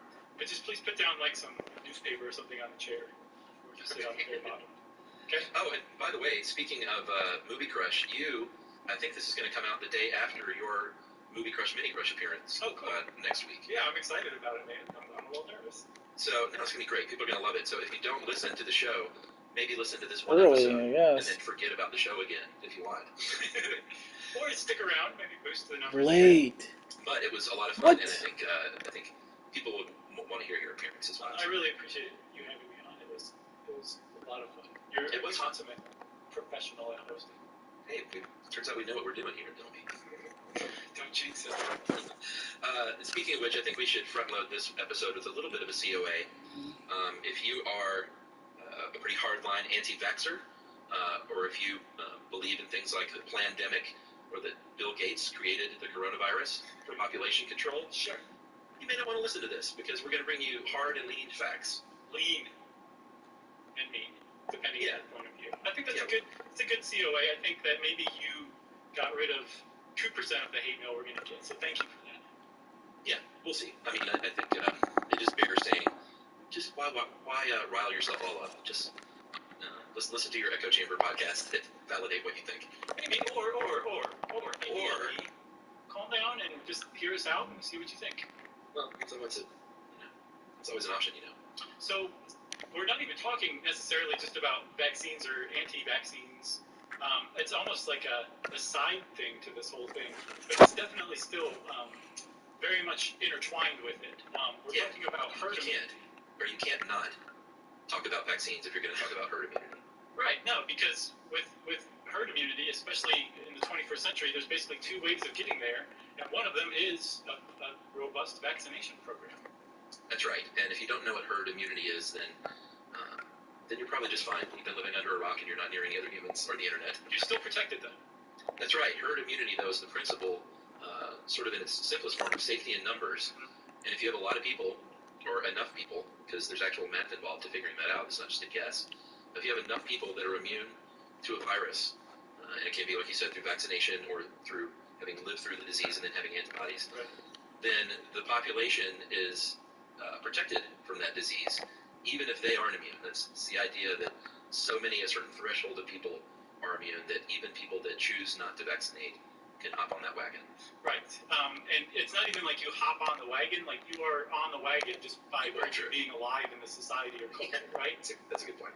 There's a really easy way of understanding it that Molly Edmonds used in the How Stuff Works episode on herd immunity, that if you pretend you're at a bowling alley, each person has their own lane. It's basically that bowling alley lane is like their bubble that they live in, their work, their home, and everything. They don't encounter anybody else. Just that. It's kind of like Wall-E, but with bowling. Right. If the first person on lane 1 comes down with, say, the flu, he can very easily pass it on to the woman in lane 2. If she's not immune to the flu, she will contract it and pass it on to the person in lane 3, and so on and so forth, and it'll just keep going. And eventually, people will develop antibodies. Some of those people will die, most will survive, and the flu will have a hard time getting through that population the second time around. But if the woman in lane 2 is already immunized to that flu strain, say through like a vaccine or something, then it's not going to transmit from the first guy in lane 1 to her, or it's certainly not going to transmit beyond her. So she's protected everybody in lanes 3 through 10 just by virtue of having been immune to that flu virus. It stopped with her, and that's the point of her immunity. That's the basis of the whole thing. Yeah, and if we want to stick with bowling parlance, then that means that lady is bowling the strikes. She's throwing strikes. Strikes. Not even 7-10 splits, which she could if she wanted to. That's how huge she is. Yeah, the perfect game. Right. I remember that dumb joke when I was little about, you learn the stupidest jokes when you're a kid. Because they have to be so dumb a kid can understand them, I think. I think so, maybe. But about the guy who bowled a 301, and you're like, you can't bowl a 301. Well, you can't bowl a 300 and lose. I know. That's how bad it was, and that's how much it stuck with me. Did you get that from highlights? I don't know where I got that. It was pretty bad. Sounds like a playground joke. Yeah, I think so, but I think you get beat up in the playground even with that one. Yeah, so let's talk about herd immunity some more. We talked about the two ways, natural exposure and vaccinations. Yeah. And if we're going back pre-vaccination and talking about human history, there was herd immunity. Damn, and it was, that one animation is slightly late when I feel like it should be green. People being It's kind of exposed scary. to the virus or the bacteria, developing that immune response, and enough, they reach that tipping point where enough people have it to where everyone's immune, but they lost a lot of people along the way. Yeah, that's part of the problem. It's if you look at it on an individual level, if you were exposed to a virus or a bacterium and it runs rampant and infects you and you come down with an illness from it, there's basically two outcomes. You can put up an immune response and win, or you can lose and die. But if you survive and win, you've become immunized, and that's just the natural course of viruses or bacteria when they encounter humans, at least contagious ones, infectious ones, right? And we didn't have any recourse. I don't think I should be using this jumper. I'm shooting a great percentage with it, typically. I've had a couple 90s, couple 80s now. But I'm worried that online it's just going to be fucked. Is to be able to mount an immune response, build antibodies, so that if you do encounter this thing again, you don't have to go through. Because slightly late on a perfect fucking release on one of the animations means that when it's faster, which it should be faster online, I'm fucked. And now all of a sudden, it'll be really, really late. Create herd immunity without anybody ever having to get sick, or almost anybody, just through vaccination programs. Yeah, and here's the deal too. Pre-vaccination, they could build up. Then you got ones like that that are just beautiful. It wasn't like, all right, now we're fully set forever. Right. Sometimes there would be another swell of exposure, whether or not it's like a bunch of people moving into the country or a bunch of people being born, but basically non-immune people kind of flooding the system, and then that percentage point that we're going to talk about dips below that number, and then you don't have to restart the whole process, but that hamster wheel gets going again until that herd immunity is then reached again. Yeah, I think that's what's called an endemic disease, where it's still there just hanging in the background, but for the most part people are immune to it, and then when you have like an influx of births or an influx of immigrants, it can flare up again, but then those people get kind of taken into the immunized herd and become part of the immunized herd as well. And the deal is that natural herd immunity is all we had until we developed kind of the ability to make massive quantities of vaccines. Right, I think starting in the 1940s. Yeah, I mean, there were a few researchers along the way who really brought this along. There was a couple of dudes named W.W.C. Topley and G.S. Wilson, who actually coined the term herd immunity. But in 1933, there was an epidemiologist named A.W. Heydrich who studied measles between 1900 and 1931, and he's the one that actually kind of quantified this and said, if I've done the anything. math. If 68% of kids 15 or younger were immune to measles, then we're not going to have a big outbreak. And he wrote a very famous paper about it, and that's where the term really took off. Yeah, and so herd immunity is basically an epidemiological Okay, concept. slightly early. It gets Because that one's alright. sometimes I think in the popular press especially, it gets kind of leaned on as if it's like a natural universal law or something like that. It's basically an observation, but one that seems to be consistently held up by the success of vaccination programs that we've created to generate artificial herd immunity. And that's the point. That's the point of vaccine programs, is to say, okay, for basically all of human history, all we had was that natural herd immunity, whether we liked it or not. Now that we have vaccines, we can create vaccine programs where if we vaccinate enough people, we can force this herd immunity without almost anybody getting sick. Like, you might have a slight reaction to the vaccine for a small number of people, usually somewhere around, like, say, 3 to 10%. The vaccine's not going to protect you. But if enough people out there get this vaccine, they're going to be vaccinated, immunized against the disease without ever having gotten it. And if enough people are vaccinated, we will have this herd immunity without having to undergo some disastrous epidemic that kills off some ungodly number of people. But that's what I'm liking, an is even that larger number shot. of people sick. That That's the corner, basis of vaccines. close to the vaccination corner programs. shot. I mean, It's countless, looking nice. tens of millions of lives have been saved just from the fact I don't know, that I've they have tested existed online. since the 1940s. It's probably going to be too fast. Yeah, I mean, It's that's going to when be they too came into slightly mass late. production in 1796 is when we first started as humans to kind Face of is understand this slow, concept. but the There was a man named jump Edward shot Jenner who itself is inoculated fast on certain a kid, animations. little A lot boy of in them are smallpox. beautiful. A And lot of this the is gonna animations gross are out, but beautiful. he There's infected like 2 or 3 that are just, us from a blister I'm going to miss every time. cowpox, which is less deadly. And he was like, hey, I think I'm onto something here. And in I might white them, but I won't 200 green them. or I guess 140 something years, we're really going to be on the ball with this stuff. Right, and there were other like vaccines along the way, but and I think they were all just kind of small batch, like artisan vaccines that were created. But it was like the 40s where on this mass industrial scale that they were produced, and only under those circumstances can you actually get to herd immunity for like a large population, like a state or a nation or a world, basically.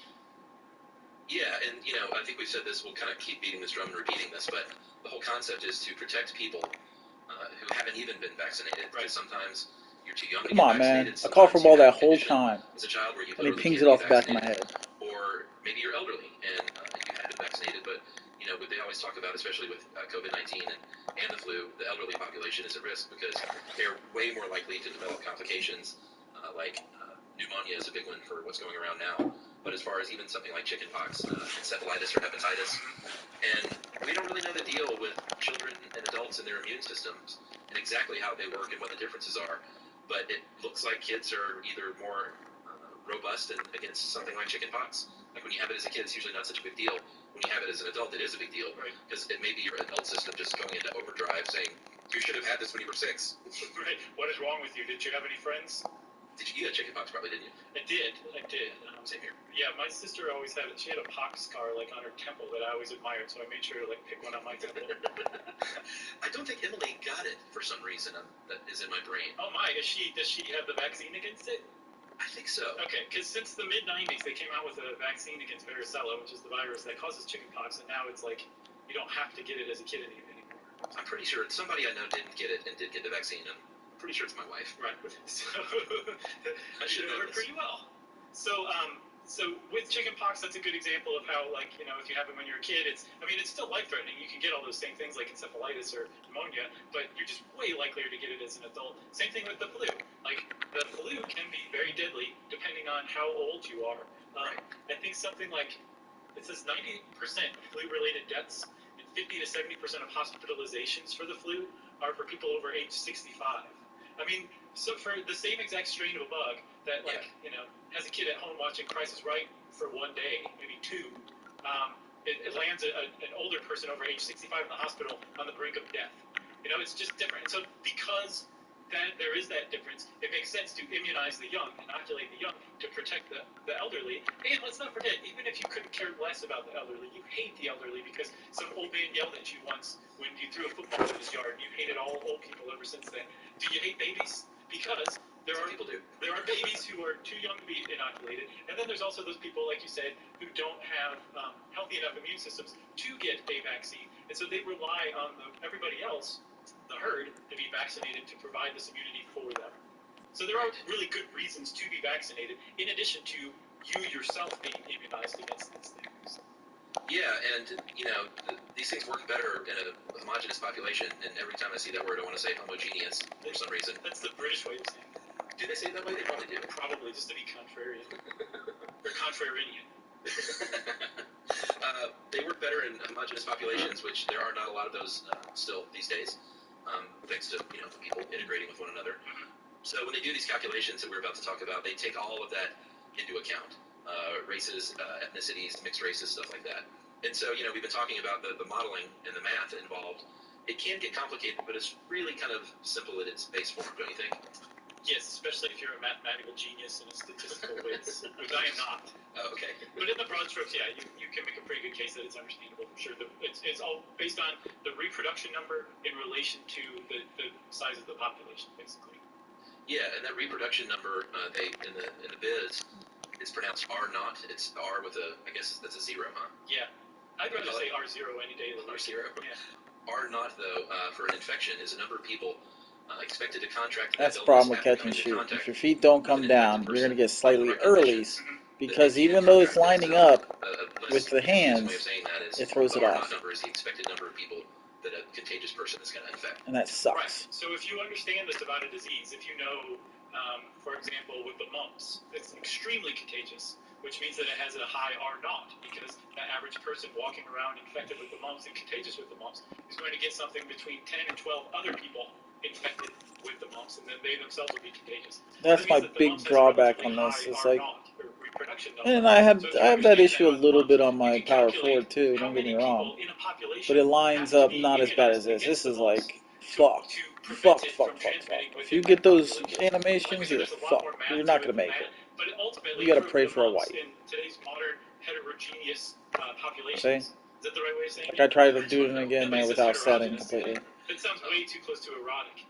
I could tell you if I was early or late. So, in today's Slightly modern late, society, apparently. we'll just put it like that. I get a lot of slightly You earlies need to have about when it's like 95% of dead any on with given that population jump immunized shot against shit. mumps to reach what's called the herd immunity threshold. And that herd immunity threshold is basically what I just said. It's the percentage of the That's population beautiful. that has to be immunized for herd immunity to kick in I love to that. cover everybody else. Yeah. I love that the corners are a little slower. What about COVID? What about COVID? Just wait. You want to not even say yet? Do you want to wait? Okay, I mean, that's fine. That's fine. Well, how about this? Let's take a break. Oh my god, this is just... I can't. And then right after the break, we'll dive into this stuff later, but right after the break, we'll give you sort of what they're thinking as of today when we for health. That's why I get. All right. So that was an unfair cliffhanger. And keep in mind, like, we kind of learned, and we knew this was going to happen with our COVID-19 podcast. It was out of date like days later. Sure. And this will be out of date because there's just so much we don't know yet, and we're learning so much every day and every week. But I've seen the range from 60 to 80% is what they think the immunity threshold needs to be for to have a pretty successful herd immunity. Right. That's the current thing that I saw as well. But they think the reproduction... Was that slightly early or late? Late, I would hope. I think it's like 2.8 is like the most widely touted for COVID-19. Yeah, thankfully. I mean, can you imagine if it was like mumps level? Right, yeah, no, that's especially with the fact that there's such a thing as asymptomatic carriers who can walk around infecting people. If it was that much more contagious, it would be, it'd be pretty rotten. Like, as bad If it ever as catches it is, up, it Jesus. could be worse epidemiologically speaking. Yeah, and here's where we should also point like out that possessions just behind. like we're talking about herd immunity, but if we reach herd immunity, that doesn't mean like everything is solved. If we come up with a vaccine, which we will, vaccines aren't 100% effective against every single human. So things can still happen. Right. And then sometimes you get an immunization that's effective for a short time, for a few years maybe. Yeah, there's an outbreak of diphtheria in Russia in 1994. I mean, like tens of thousands of people fell ill with diphtheria, and they were almost all adults. And they went back and figured out the reason why this happened was because those adults hadn't been given a booster shot for their diphtheria inoculation. And so their immune response, their antibodies that they built up when they were children, having been given this diphtheria vaccine, had waned. And it waned enough that diphtheria was able to kind of take over and cause this outbreak. And so when you look at it like that, that's almost a really good analogy to herd immunity. It's like over time, the threshold can decline so that the virus or the bacteria can get in. Same thing on the individual level if you don't get a booster shot, if you need it. For some vaccines, you don't need it. I think measles, mumps, and rubella are all considered to confer lifetime immunity. if it does work on you. And I think those are 97% effective. So for 97 out of 100 people, when you get an MMR vaccine as a kid, you don't need any kind of booster, and you're going to be immune to it for life. Right, which is great. It is. That's the point of vaccines. Yeah, and this is where we need to dip our toe into something that's called vaccine hesitancy. That's what the official name for it is. And this is a situation we have. I'm not sure about other countries because I didn't do a lot of research into that. But here in the United States, especially certain parts of the United States, This there one's are my favorite. vaccine To be exemptions in honest. place. Yeah, it sucks that I have to for set my feet. philosophical purposes, It's going to be the same religious problem purposes, as my personal other reasons. SC It is mixes important to on point out my here power forward. that But personal reasons get all the press. Like when you it's see got a lot of articles good about anti-vaxxers animations. and people that choose not to get their child vaccinated for certain reasons. Right. But the largest percentage of people who don't get vaccinated, very sadly, it has to do with finances and poverty. Right. I mean, like it's if you want to vaccinate your kid, but you can't because you don't have the money or they're not available to you. I think kids in rural areas have a much lower vaccine rates than kids in urban areas. That is really sad. I think that's something that, because it's such a public health success, Wasn't it going should be in. something that's much more widely available to anybody who wants it. Yeah, here's some numbers on that. There was a study by the CDC in 2017 that noted the percentage of children without any vaccines had risen to about 1.3%. And these are kids that were born in the year 2015. And then they compared that with the 2001 survey. They found it was just 0.3% of children between the ages of 19 to 35 months. So basically they looked at the numbers and they found that the children who are uninsured or who live in rural areas, like you said, or maybe had Medicaid insurance, 17.2% of the unvaccinated kids were uninsured compared to 2.8% of overall kids. Right. It's a big diff. It is a huge diff for sure. And then there are, like you said, there's parents who forego vaccinations for personal reasons or religious reasons or philosophical reasons. Although I don't understand what the difference is between philosophical and personal. Yeah, I agree. And I'd be interested to find out. But the people who don't vaccinate their kids for whatever reason, who make a conscious decision not to, are tend to be viewed as freeloaders. And that's not just us like throwing shade. That's like the term that is used as freeloaders. They're freeloading on the larger herd to prevent from being exposed to this disease or these diseases or viruses or bacteria because they're depending on other people to immunize their kids through vaccinations instead. That's right. And there's another weird phenomenon that's happened here in the U.S. that where a vaccine program is so successful that generations will go by without any of this disease, so you're not even familiar with it. So it's just sort of absurd in this way that it's been flipped. But one of the reasons sometimes you will hear to not vaccinate is like, well, that old disease, that hasn't, we haven't seen that in 200 years. Right. And I'm going to put that vaccine in my kid? And it's like, well, yeah, because the vaccine worked. Right. It's a victim of its own success, the vaccination program is. And I think, from what I can tell, that's how public health officials typically explain anti-vaccine or declines in vaccine rates among people who consciously choose not to. That basically, they just haven't seen how bad a disease is. Like, you haven't seen what polio can do to somebody because you were born into a world where, for all intents and purposes, polio just didn't exist, right? And so you lose that incentive that somebody who is aware of what polio can do, the incentive that person has to vaccinate their kid. And then when you couple that with questions about a vaccine or fears that there are some negative side effects from a vaccine, that disincentive or that lack of incentive becomes a disincentive to get that. And so there's this ironic circle that develops where those vaccination rates go down, we dip below the herd immunity level, there's an outbreak of that disease, and then the very people who led to that decline in vaccination levels point to that outbreak as evidence that vaccines don't work or herd immunity doesn't work. And it's hard to wrap your head around. It is very hard to wrap your head around, especially if you are fully on board the vaccine herd immunity through vaccine trains. It can be fairly galling, I believe. Yeah, and there's a couple of big challenges to herd immunity and whether or not it can work today. And one of them is that we can get on an airplane with our family, and we can fly great distances and get places really fast and then come home again really fast. And this happened in 2008 with the outbreak in San Diego. There was a family that went to Switzerland. This little boy picked up the virus, the measles, while he was in Switzerland. Such a bad little boy. He was no, he wasn't. He was so naughty. He was unvaccinated. He got sick when he got home. He infected 11 other people. including one who was an infant that was too young to be vaccinated. Yeah, just if you were like ambivalent about this, right? They threw that little detail. Yeah, and at first they were like, "What is going on here with this weird outbreak?" Because we have 95% a minimum threshold here in San Diego, 95% against the measles for herd immunity. And in 2000, it was declared eliminated basically all over the country. Mm-hmm. And so they started to kind of poke around this case. And they said, all right, San Diego's doing great, but this kid actually goes to a school, and his localized social group is about 17% of them at the school don't vaccinate. So while the city was doing fine, his little localized community had a pretty high percentage of unvaccinated kids. And so that allowed it to spread. Right, it allowed it to spread. Those kids became immunized. They became ill, but then they became immunized to the measles naturally from being exposed to it and having fallen ill. But the big problem is, in addition to the fact that it just kind of ravaged this hyper-local social group, there are other pockets within the herd that probably bear a striking resemblance to that social group. And if those social groups come in contact with the other social group that's been infected, you can have an epidemic within the larger immunized herd, which you don't want. You want those people to be protected. But the decline in vaccine rates and the fact that we can travel, like you were saying, so easily, not only does it mean that like a virus or a bacteria can travel just as fast on board a human who's on a plane, it also means that there's constant fluctuations to the percentage that herd immunity threshold because of the influx and outflux of people who are vaccinated or not vaccinated. Right, and this is why those vaccination rates being high is really important. Because it's protecting everybody. Yes, you want a large public buy-in to the concept of vaccinations, and when there is not a large public buy-in, then your herd immunity is under threat, and everybody who is bought in is at risk, because again, you might say, well, who cares if you've inoculated your kids, if they're immunized against measles? What do you care if somebody else's kid isn't because they have personal reasons against it?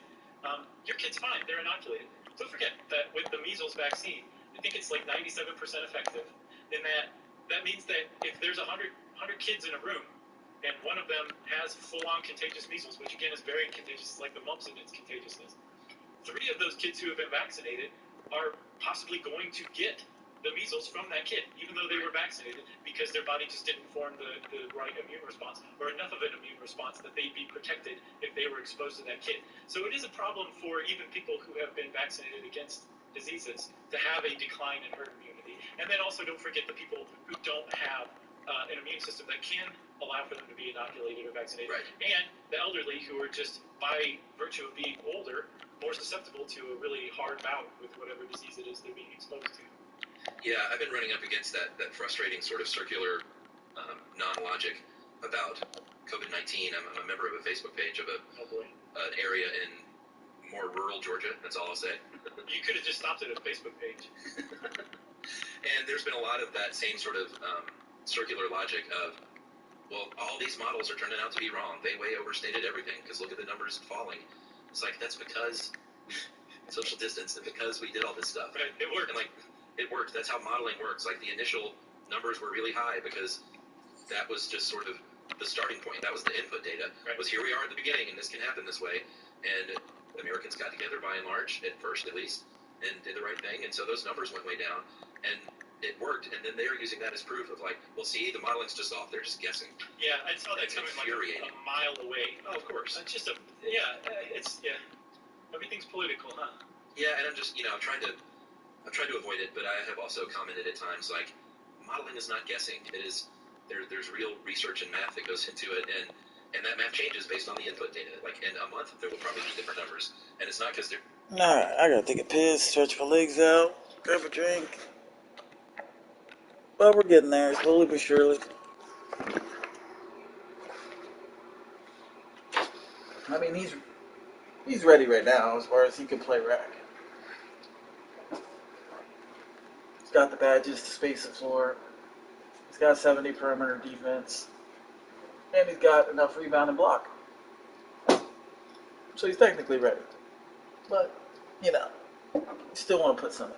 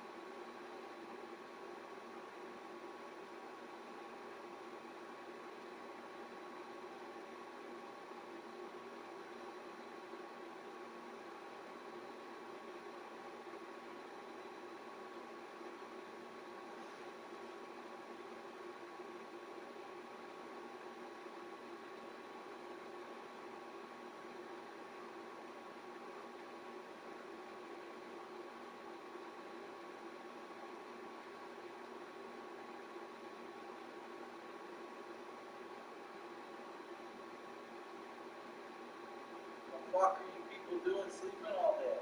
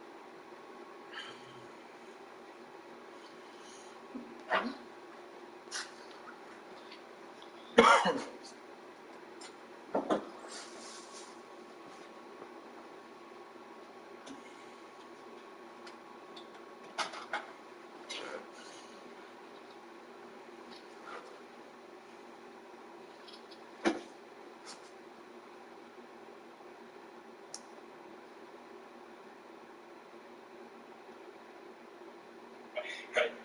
Yeah. It's not guessing. It is there's real research and math that goes into it, and that math changes based on the input data. Like in a month, there will probably be different numbers, and it's not because they're just guessing and they're wrong. Right.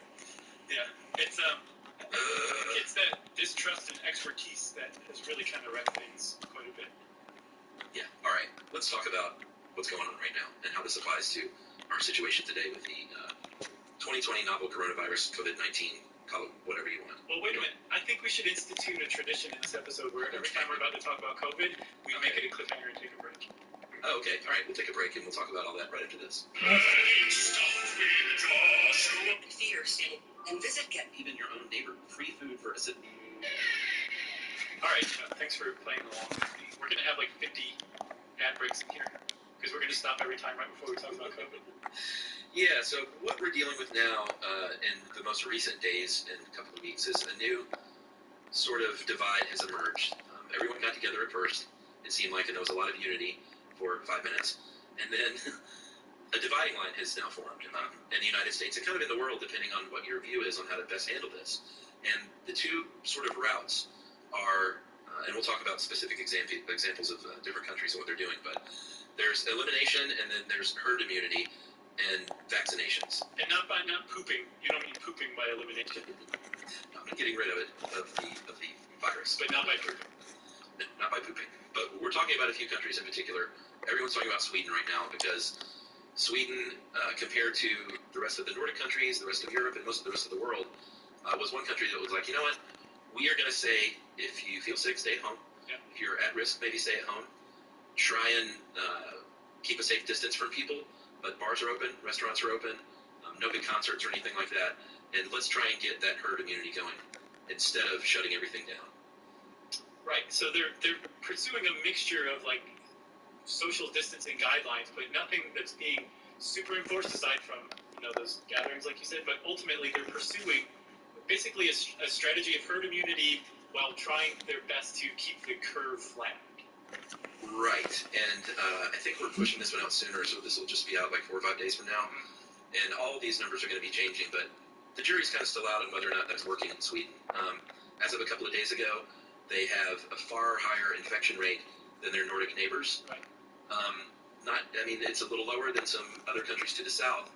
So we just don't really know yet because the jury's still out. We don't know what our percentage needs to be right now. Like I said, it could be as high as 80%. Right. So we just don't know. As these numbers come in over the next month or two, it's going to be really telling.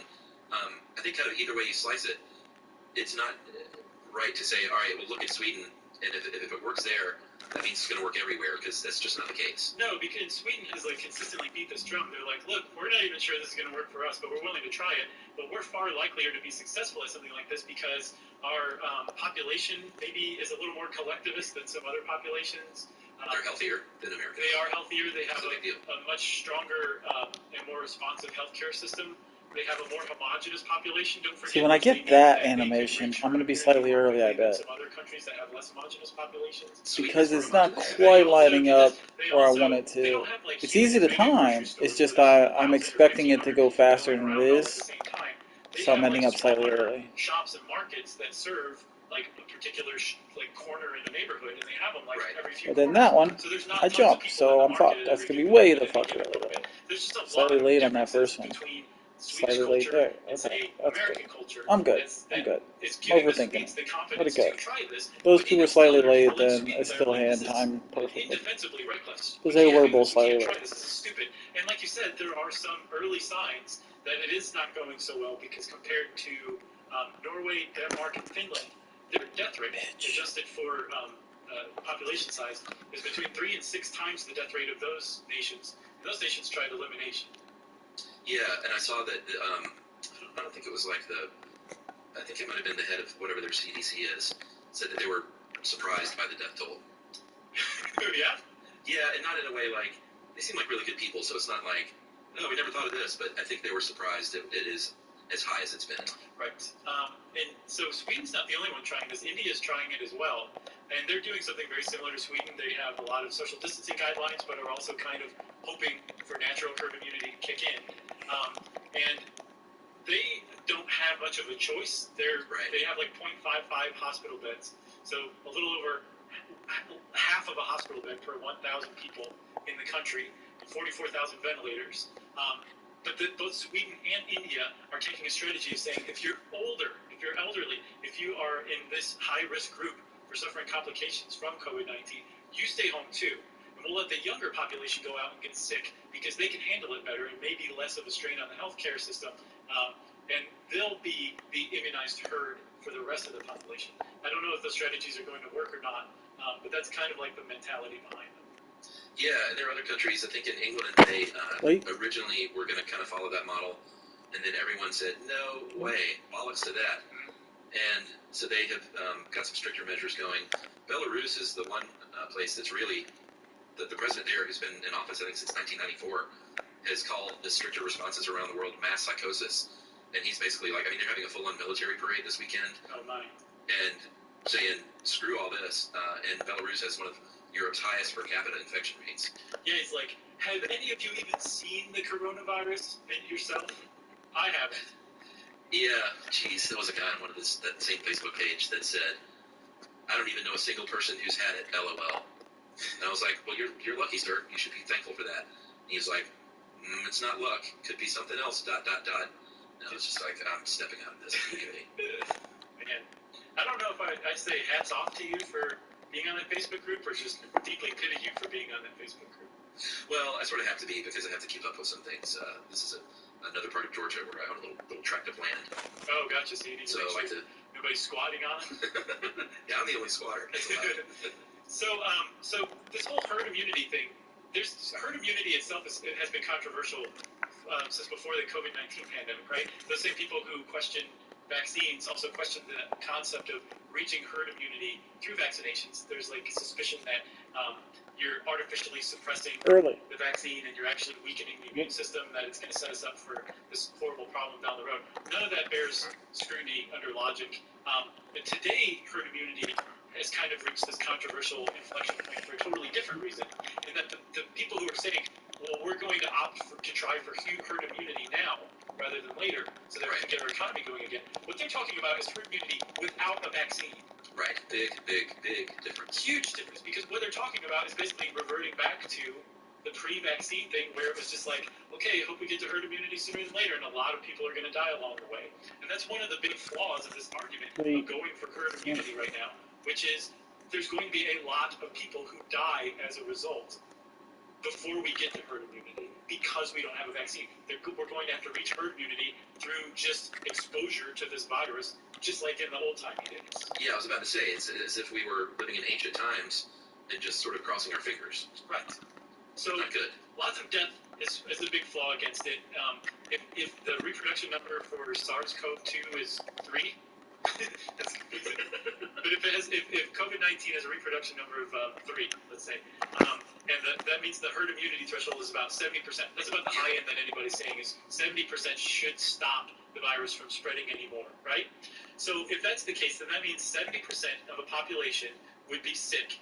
And I think a half to 1% of a fatality rate would mean that of the larger population, 0.35 to 0.7% of the population will die. So if you know that you can take just the populations of some of these countries that are trying this and say, well, before you reach herd immunity, Sweden, out of your population of 10.25 million people, about 36,000 to 72,000 are going to die along the way. Statistically speaking, that's the number that you can bet on. Yeah, between 1.25 and about 2.5 million in the U.S. And if you're going to look at the world population, we're talking numbers higher than the Spanish flu, 27 to about 54 million people dead. And that's if, we're not saying like that's going to happen. We're saying that's if the whole world took the approach of just, all right, let's just see how we do, Right. And I mean, like this, we're a virgin population, humanity, not just the U.S., not just Canada, not just the U.K., not just Sweden. The world is a virgin population to this virus because it's a novel coronavirus. No one on Earth has ever been exposed to this particular virus before. So there isn't any pre-built-in immunity like there would be if it makes another round a year from now, right? So it just burns. Viruses and bacteria burn their way through populations like that. So you can imagine it would spread pretty effectively, and if the fatality rate really is a half to 1%, those numbers could be pretty real, depending on what measures we take to mitigate those, like you were saying. So death, that's a big problem. And also along the way, we would be doing the opposite of flattening the curve by just letting people go out and getting sick to get things over with. Yeah, I mean, we worked so hard to flatten the curve, and it worked in most of the United States, except these weird outbreaks in smaller towns that didn't have enough beds and ventilators, and that's all been really, really sad to see happen. But by and large, we did the right thing for a while, and it flattened the curve pretty well. But this would fatten that curve right back up, and we'd be in that same, like, in a worse situation than we were going in. Right. So that's another big one. And then also, Chuck, reinfection is another huge flaw in this. We don't know if SARS-CoV-2, which causes COVID-19, how fast it's mutated. Got that fucking animation where it's longer, so it's probably slightly early. It probably has a lot of what's called antigenic drift, where it mutates really rapidly, creates new strains. Get that longer animation, you're like, oh. Have built up this immune defense against one variety. Because your body wants to let go of that button. This new variety, right? Yeah. Some diseases don't do that, like polio. The reason our polio vaccine has been so successful is because it doesn't mutate very much. It doesn't create new strains. With coronaviruses, they tend to do that a lot. So there's a real chance for reinfection. So this herd immunity will just be like this ongoing thing until we can come up with a viable vaccine that can protect us from basically any mutated variety of this coronavirus. That's right. And antigenic drift. Do I need to say it? No, you don't. Great stuff. Oh yeah, Chuck. I think you just nailed it. Trip up band. For sure. That muted trumpet thing that they got going on. What's that thing called on the trumpet that they make that sound with? Oh yeah, the plunger. Plunger head, or the muffler, the thing. I don't know. Yeah, you're on the trolley. So the other thing that we need to consider, and that is the other sort of way that you can go about this, is elimination that we were talking about. Not pooping. And not pooping. And that is the opposite tactic, and that's what most of the world has done, including the U.S., which is self-quarantining, isolating, trying to contain the virus, closing borders, masks, gloves, all that stuff. We have flattened the curve for the most part. Other countries have come close to elimination. New Zealand is getting a lot of press because they got a lot of, again, you can't say like, well, the same thing could happen here in the U.S. because New Zealand is a very isolated place, and it's a smaller population, and they have super smart elected officials and smart people who listen to those elected officials. Oh man, we're just gonna get so much mail for that one. No man, someone come at me. New Zealand's prime minister is amazing. She's like one of the best. Yeah, I remember when we were there. We got a cab ride, Yumi and I did, to the airport, and this guy, I think he was an immigrant from Sri Lanka, and he just could not stop boasting about how great the New Zealand government was, about how taken care of their population was, how much of a sense of community the whole country had. It was just really refreshing to experience. Yeah, it is. Maybe we should move there. Anyway, so the thing about New Zealand, I'm sure there's some people listening like, yeah, why don't you move there if you love it so much? Get out. And there's also Kiwis that are going, come on over. We'd love to have you. Sure. And then there's also probably some that are like, please don't. We've had enough of you too. So why it worked there though was because, like I said, you have to have everyone on board, and it seemed like most everyone on board or got on board in New Zealand, and that's just not happened here. So yeah, and I mean it really has worked for New Zealand, but they've taken serious restrictions. Like you can't fly if you want to domestically. They shut down their ports. If you want to fly to New Zealand, TS for you. You're not going to get anywhere near the country. But in addition to that, if you're a New Zealand citizen, you can't fly from one place to another if you want to, just for the heck of it, right? So they've really instituted some draconian measures, but it seems to have worked. Like there was a report that came out 2 days ago on May 4th that says that the models originally used to project how many cases New Zealand was going to have said that they were going to get something like 1,000 cases a day if they did nothing, like no lockdown measures. Yeah. All they've had since March is 1,487 cases. Not 1,000 a day, 1,487 cases total, and they've only had 20 deaths. So it seems like elimination can work, and for that reason, a lot of countries have said this is what we're going to try, and elimination just amounts to hiding out from the virus until the vaccine can be developed. The problem is there are serious flaws to that too, depending on what kind of government and culture that you have. But even without that, depending on that, it requires that everybody act basically perfectly and avoid everybody else and give up your job, give up your economy, and wait until somebody comes up with a vaccine. And that can be a really pricey, costly measure. Yeah. Which is why a lot of people are like, this we got to find some other way. Yeah, and they've looked at, there are like ways you can look at the countries and decide whether or not people are going to comply or not. There was some cultural data. There was a company called Hofstede Insights, and they look at things like individualism of a population, basically like whether or not people are going to all go along, or if people are like, heck no, man, I want my freedoms, I'm an individual, I'm an American, you can't tell me what to do. Right. And you might not be surprised to learn that in Sweden, they have a rank of 71 out of 100 as on individualism. The U.S. scores 91 out of 100. So basically, 91 out of 100 would be difficult to maintain, these kind of restrictions for too long. I mean, if you look at it like that, it's remarkable and heartening how much people have given up individual liberties for the greater good in this pandemic in the United States then. Like, I hadn't looked at it that way. I just kind of saw, like, 91 and thought, okay, that's a high score. There's a lot of individualism in the United States. We've got an individual streak like nobody's business, right? Yeah. But if you look at it almost like it's a percentage of the population that will listen in situations like this, then it really does kind of go to show you how much of a sacrifice people have made. And not just Americans. I don't want to just say it like that. Like, if you're in a collectivist society, you're still sacrificing for the greater good. It's just possibly a little more culturally ingrained in you that this is the thing to do. But either way, the idea of people sacrificing for others is it's heartening. The problem is people can only sacrifice for so long until you have just massive economic drawbacks, and that's the thing. So if you follow the forced herd immunity, natural herd immunity strategy toward COVID-19, it will result in a lot of deaths. If you follow the elimination strategy, it results in a tremendous amount of economic hardship. And it's easy to say, Chuck, like, well, lives lost tops economic hardship any day of the week. And ultimately, yes, it does. But you really should not understate the toll in human misery of economic hardships and how bad this has gotten for some people and how quickly.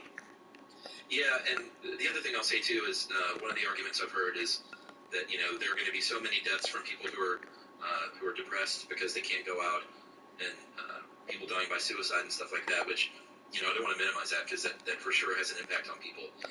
But I saw a tweet from a guy that was talking about, can we just stop pretending that our former world of like working 50 hours a week and commuting in a stressful environment and hectic crowds and mass consumerism and pollution and everything else was like a mental health utopia. Right, yeah. So it's, you got to kind of look at the big picture and not just pick and choose what you're going to highlight because it fits your narrative, Yeah, I think one of the few good outcomes so far of this has been like a huge downshift in that manic productivity that drives most Americans, Yeah, and here's the thing is we don't know. Everything is so new. We're not going to sit here and pretend like there is only one right way. Like, we don't know. So there's so much that we don't know about this. We don't know the exact right path forward yet as a population, and the medical community doesn't know the exact right path forward. We're all trying to figure this out in real time and build the road as we're driving on it, or whatever that expression is. It's close. And, I have my money on staying at home, slowing this thing down, and elimination. Other people might feel a different way, but it seems like that way is working better. Yeah, it is. But again, it's still early and the data is still coming in. There was a report this week of 100 New York hospitals. They found like 66% of new cases were among people who had stayed at home and mostly followed the elimination strategy. So this one guy, this doctor who wrote an article that I read, Dr. Stephen Phillips, he said, look, man, like in addition to all the stuff that we need to be doing to handle this pandemic, let's also create like a really robust data sharing arrangement so that we can look back a year or a few years from now and study this and say, oh, actually these countries followed elimination mixed with these social distancing guidelines, or they followed herd immunity pursuit, and they actually came out on top, so that we will know the next time which one actually does work, taking everything into account, the cost in lives, the economic cost, the cost of personal liberty, and find the best way forward. And it probably won't be a panacea where everything works, like one thing works for every country, but we'll have a pretty good model, hopefully, that can be adjusted to suit the individual country that's It doesn't have to be a lot of pancakes, hopefully, but like, that's if we can get past all the arguing over whether this is even real or not. Okay, that's fine. Yeah, Tea sounds good too. I know it's hard right now. Tea? But I think that the most dangerous thing right now is to have the mindset of, well, you know what, I'm pretty cagey and the weather's nice, and I don't know anyone personally who's gotten it, so I'm just sort of going to ease back into normality here. Right. I think that's when the second wave comes and things get worse, and it's tough, and everyone is antsy and cagey, myself included. You know, I find myself wanting to do things, and it's tough on kids especially, but I think it's more important now than ever to keep up what we're doing. Yeah, we haven't just magically wished the pandemic away. It didn't work. No, and lovely weather. You know, take your walks, get outside, do it safely. But that it is not a reason to be like, well, that's old news now. We can just go back to normal. Right. I saw a post to button it up. I'm sorry we keep going back and forth on this, but I saw a post that said easing of lockdown doesn't mean that the pandemic's gone away. It means that they have a hospital bed for you now. Right, exactly. You got anything else? I got nothing else, man. All right, well, that's it for herd immunity. Hopefully you guys learned something. I definitely did from researching all this, and we hope everyone out there is staying safe and sane and hanging in there. That's right. Since I said hanging in there, it's time, Chuck, for listener mail. I'm going to call this Thanks from England and a little shout-out. Hey, guys, wanted to say thank you. Thank you for your ongoing efforts with Stuff You Should Know. It's been a welcome distraction at work. I, along with so many, feel like we know you guys so well with Stuff You Should Know and Chuck's Movie Crush and Josh's Into the World podcasts. Hope your families remain safe. And from my son Dexter and I, we wish you all the best for yourselves in the future of the podcast. Sorry to ramble on, which, by the way, Ben, that was not rambling on. No, that was concise and beautiful. But you're from England, so you're very kind. Sorry to ramble on, but I was wondering if you would be kind enough to shout out all the UK NHS staff that are helping us over here. I have friends and family that work for the NHS services. This is the only way I know how to say thank you. So, for sure, Ben, thank you to not only them, but to medical providers all over the world who are working hard, risking their own lives, often with equipment that's being reused when it shouldn't be. And I'm not going to wade into those waters, but you don't have all that you need to do your job right now, and that's terrible, and we should not be in this position, but we are.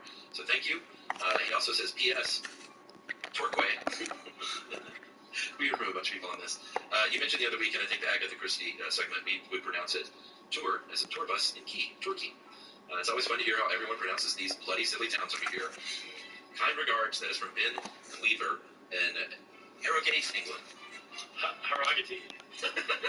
Ben, that was such a good email that we are now friends. That's right. Thank you for that. That was much needed, man. Thanks a lot for that, and we will very happily shout out the entire NHS, and especially all of the people who are out there on the front lines working to save people's lives against COVID-19 or anything that happens to befall them. That's right.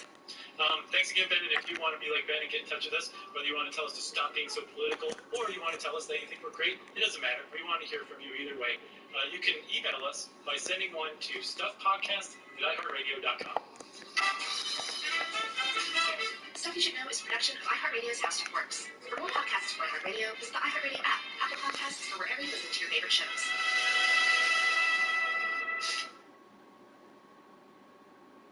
Hey friends, this year getting a head start on the holidays doesn't mean just putting up your lights before Thanksgiving. It means shopping and shipping early too. FedEx is expecting a record number of packages will be shipped this holiday. It's going to be a shipping marathon, also known as the Shipathon. FedEx is training harder than ever to deliver packages quickly and safely. So make sure you shop and ship early this season. Visit FedEx.com/holidayguide to learn more. Did you know the original Mr. Potato Head was an actual potato? Did you know that all tequilas are mezcal, but not all mezcal is tequila? Did you know some ghosts climb trees? Did you know there really was a Jones family that everyone in New York was trying to keep up with? Or that Pablo Picasso was a child prodigy who could draw before he could talk? You will. Stuff You Should Know, an incomplete compendium of mostly interesting things. Pre-order now at stuffyoushouldknow.com or wherever books are sold. This episode is brought to you by Trafficked with Mariana Van Zeller, premiering Wednesdays at 9, 8 central on National Geographic. Investigative journalist Van Zeller dives into the most dangerous black markets on the planet, from hydro traffickers and international scammers. So they scored counterfeit 40 and fucking to gain points? inside access Oh, into the okay, I world's thought that's $1 like trillion 40. shadow I was like, economy. wait, After each what? episode, check out the Trafficked podcast, available wherever you listen to podcasts. Are you ready for the holidays? Because dyslexic. FedEx has been training for months. This year, it's expected that a record number of packages will be shipped. Let's put it this way. It's going to be a shipping marathon. So much so that FedEx is calling it the Shipathon. Because the obstacles this year are bigger than ever, FedEx is preparing harder than ever. So make sure you shop and ship early this season. Visit fedex.com/holiday guide to learn more. Hey everybody, it's me, Josh, and for this week's SYSK Selects, I've chosen our episode on caving. We had already done an episode on biospeleology, which is about animals that live in caves. We kind of touch on that too, but this is all of the ins and outs, if you'll excuse the unintentional pun, about caving. And you are going to love it. It's just a great, thorough, classic example of stuff you should know. So check it out starting now. Welcome to Stuff You Should Know, a production of iHeartRadio's How Stuff Works.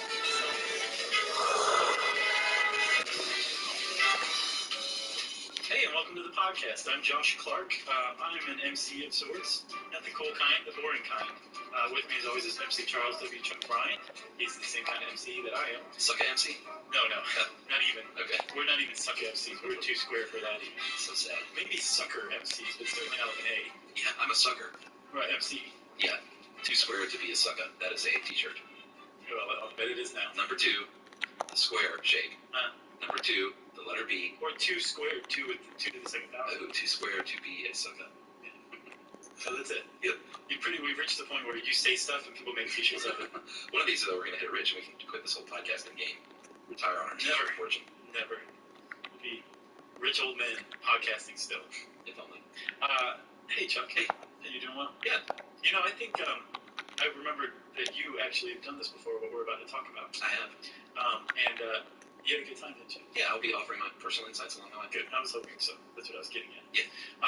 Hey, so I read this article in Slate. It's called America's Ancient Cave Art. Ooh. And back in the late 70s, there were a couple of French who worked for the U.S. Forestry Service, and I think Tennessee.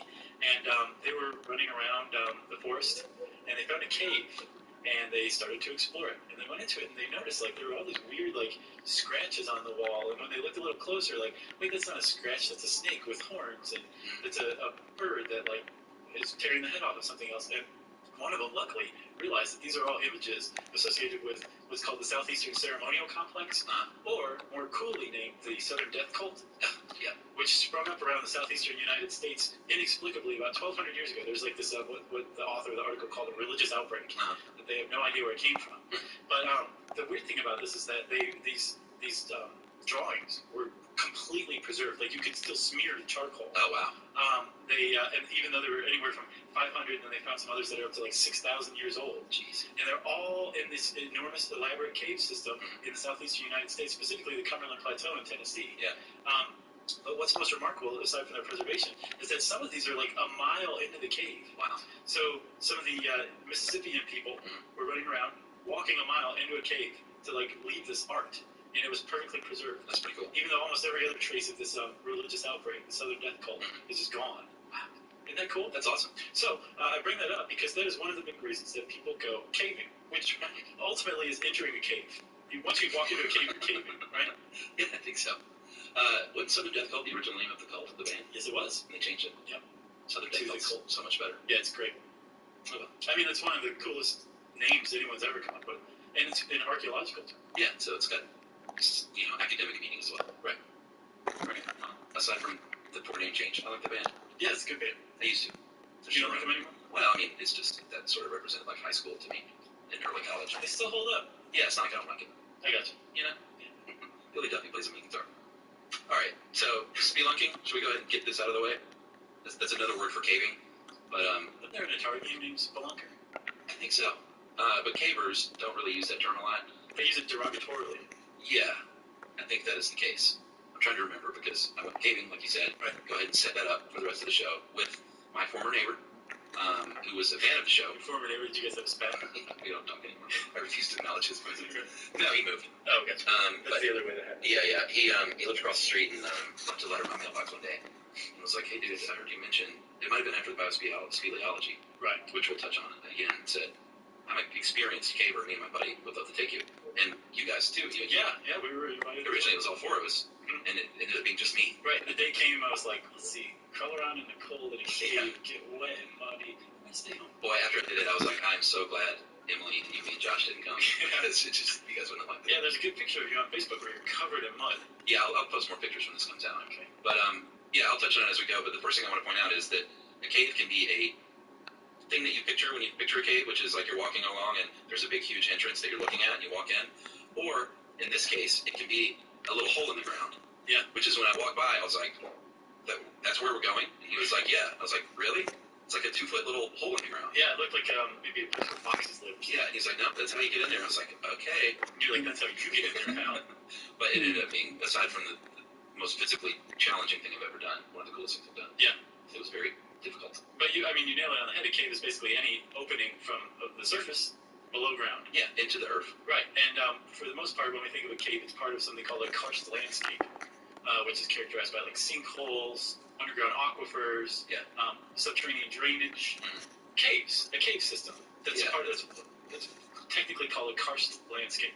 Yeah, and well, once you read that, you kind of take it for granted. But if you never really thought about it, I had never thought about it. I was like, well, why are these caves even here? Right. You know, someone didn't come in here and carve these out. No, but some natural processes did. That's right. There's actually 4 main ways that caves are created, right? Yeah, most caves are limestone caves. And you get those when rainwater seeps down through the soil, picks up some CO2 along the way, and that forms carbonic acid, which is going to leak. It is, but if you have carbonic acid present in the same area for eons, it's going to eventually eat away at even stone. Yeah, like limestone, and that's basically what happens. It either collects there for a long time, or is rushed in there by rain. Yeah. And corrosion. Yeah, is what happens. It's erosion through abrasion. Through abrasion. Just basically rainwater running over something long enough, it's going to erode it. And that is how you get a cave, one way. Yeah, that's the main way, I think. You've got extremophiles. Which is kind of cool. We're starting to realize, I think we talked about them in the Are We All Martians episode. Yeah, we have an article on extremophiles that I have earmarked for us. Okay. It's pretty good. They are basically bacteria that live and thrive in toxic environments. Yeah, like places where nothing else lives. Right, high sulfuric content, or really high temperatures, or really, really low temperatures. Just they're the only things that live there. And they are starting to realize that they have a pretty big impact on cave formation. For example, there's some that like to eat oil underground. I never knew this. And they eat, and then they shoot ducts of sulfide gas, right? And the sulfide gas goes up and up and up, as gases want to do. Yeah. And it travels through through groundwater, picks up oxygen, and becomes sulfuric acid. And that really starts to eat away at caves. Yeah, that's probably more so, I think, than chronic. Yeah, which is, you probably want to look out for the sulfuric acid lake in a cave system if you're ever caving. I would say so.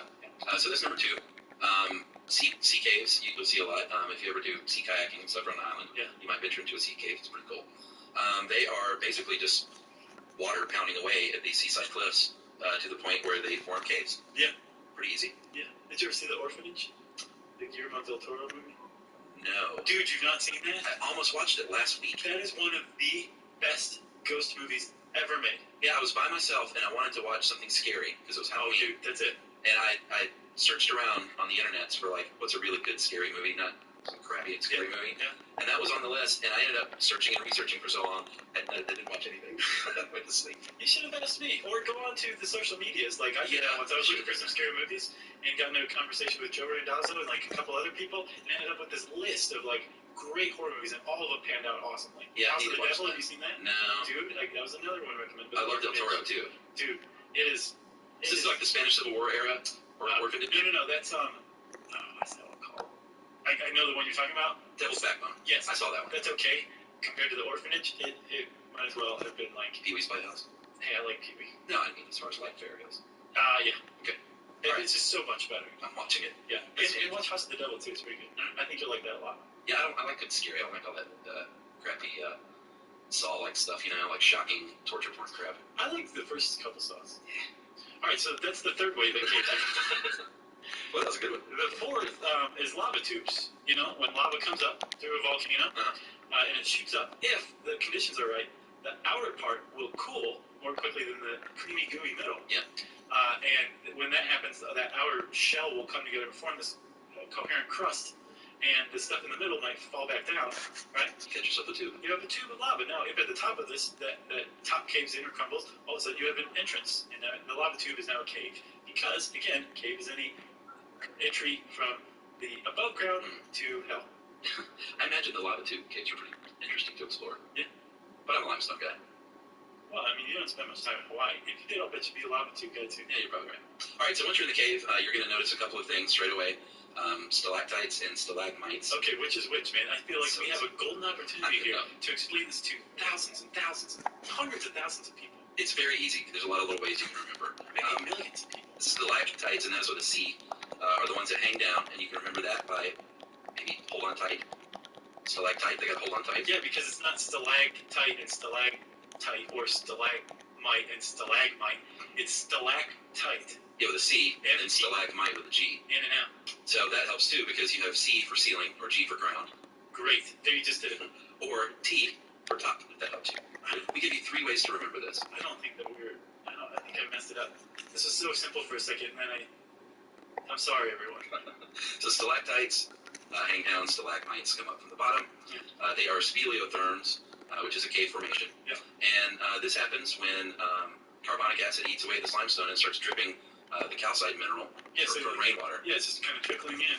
It just Over drips. centuries. Yeah, and as it is, it's depositing that calcite, right? Yeah, so it drips down from the top, so it forms, and then it will, not drip up, but collect and form up from the bottom. Sometimes they'll meet and form a column, which is really cool. Yeah, it is. But these things grow at a rate of 1/4 inch to 1 inch per century. Wow. So you can't sit around and watch a stalactite form. It's basically the rule of thumb. So the rainwater comes down and drips down, and whatever deposits are at the top going down is a stalactite. That's right. And it drips down onto the ground and builds a formation that goes up towards the top. Yes. That's a stalagmite. And that's why you usually find them together. And stalacine is actually the Greek derivative. It means to drip. Really? So there you have it. That's great. And they did mention, I looked these up because I'd never seen them, other speleotherms like fried eggs and bacon. Did you look these up? No. It's pretty neat. It looks like a fried egg. It's this I think I've seen formation. Yeah, it looks like it's large and round and has a center that's very round as well. Yeah. And then the bacon stuff, it looks like bacon strips. It's like, these little strip-like formations that have different colored patterns that look like, the fatty part of the bacon or the meaty part. Right. And it looks like fried eggs and bacon. So, I feel like I saw the fried egg one before. yeah, you probably have. When I saw it, I was like, oh, that's what that is. No, fried eggs and bacon. I had to see it because the name wasn't descriptive enough. Yeah, and this just proves that speleologists are fun-loving people.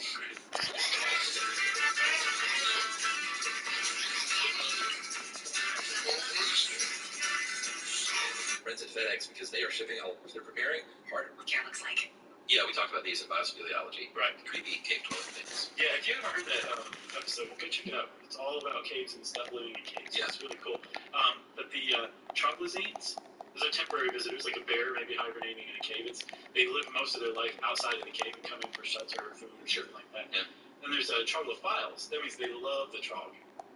They do. They spend most of their life there. Right. But they will come out some. For food. Yeah. But they spend most of their lives in the cave, right? Yeah, salamanders, crickets, Daddy flatworms. longlegs. Daddy longlegs and other spiders. Love them. And then there's the troglobites. Yeah, those are ones who live their entire lives within the dark zone of the cave. And usually they don't have eyes. And apparently, without exception, they're all blind. Yeah. Like the Prometheus salamander. Yeah, I remember that thing. The Ozark blind salamander, the tooth cave spider, which isn't as creepy looking as it sounds. No. I expected to see something out of a B movie, but it was just like a little skinny spider. Oh, okay. But if you name something the tooth cave spider, you Right. expect something like really scary looking thing. Or something with glasses and huge buck teeth. Yeah. Same with the tooth cave beetle. They're also blind fish and shrimp and all manner of little white creepy creatures. Yeah, they lack pigment because they don't need it. Yeah, like screw pigment. What do we need that for? And then this kind of stuck out to me, the idea that it's always the average annual temperature of the surface above a cave, within the cave. Yeah. So if it's the average temperature over the course of an entire year in the spot above the cave is 65 degrees, it's always 65 degrees in the cave. Not true. Oh, that's not true. No, so the temperatures in a cave are very, very stable. But depending on how deep it is, the closer you get to the center of the Earth, the warmer it gets. So that has an effect. And just like above ground, with the sun warming the surface differently, causes weather. Different amounts of heat inside a cave cause what we wouldn't recognize as weather, but actual weather itself. So this is wrong? Yes. The way it's stated? It's always the average annual temperature, yeah.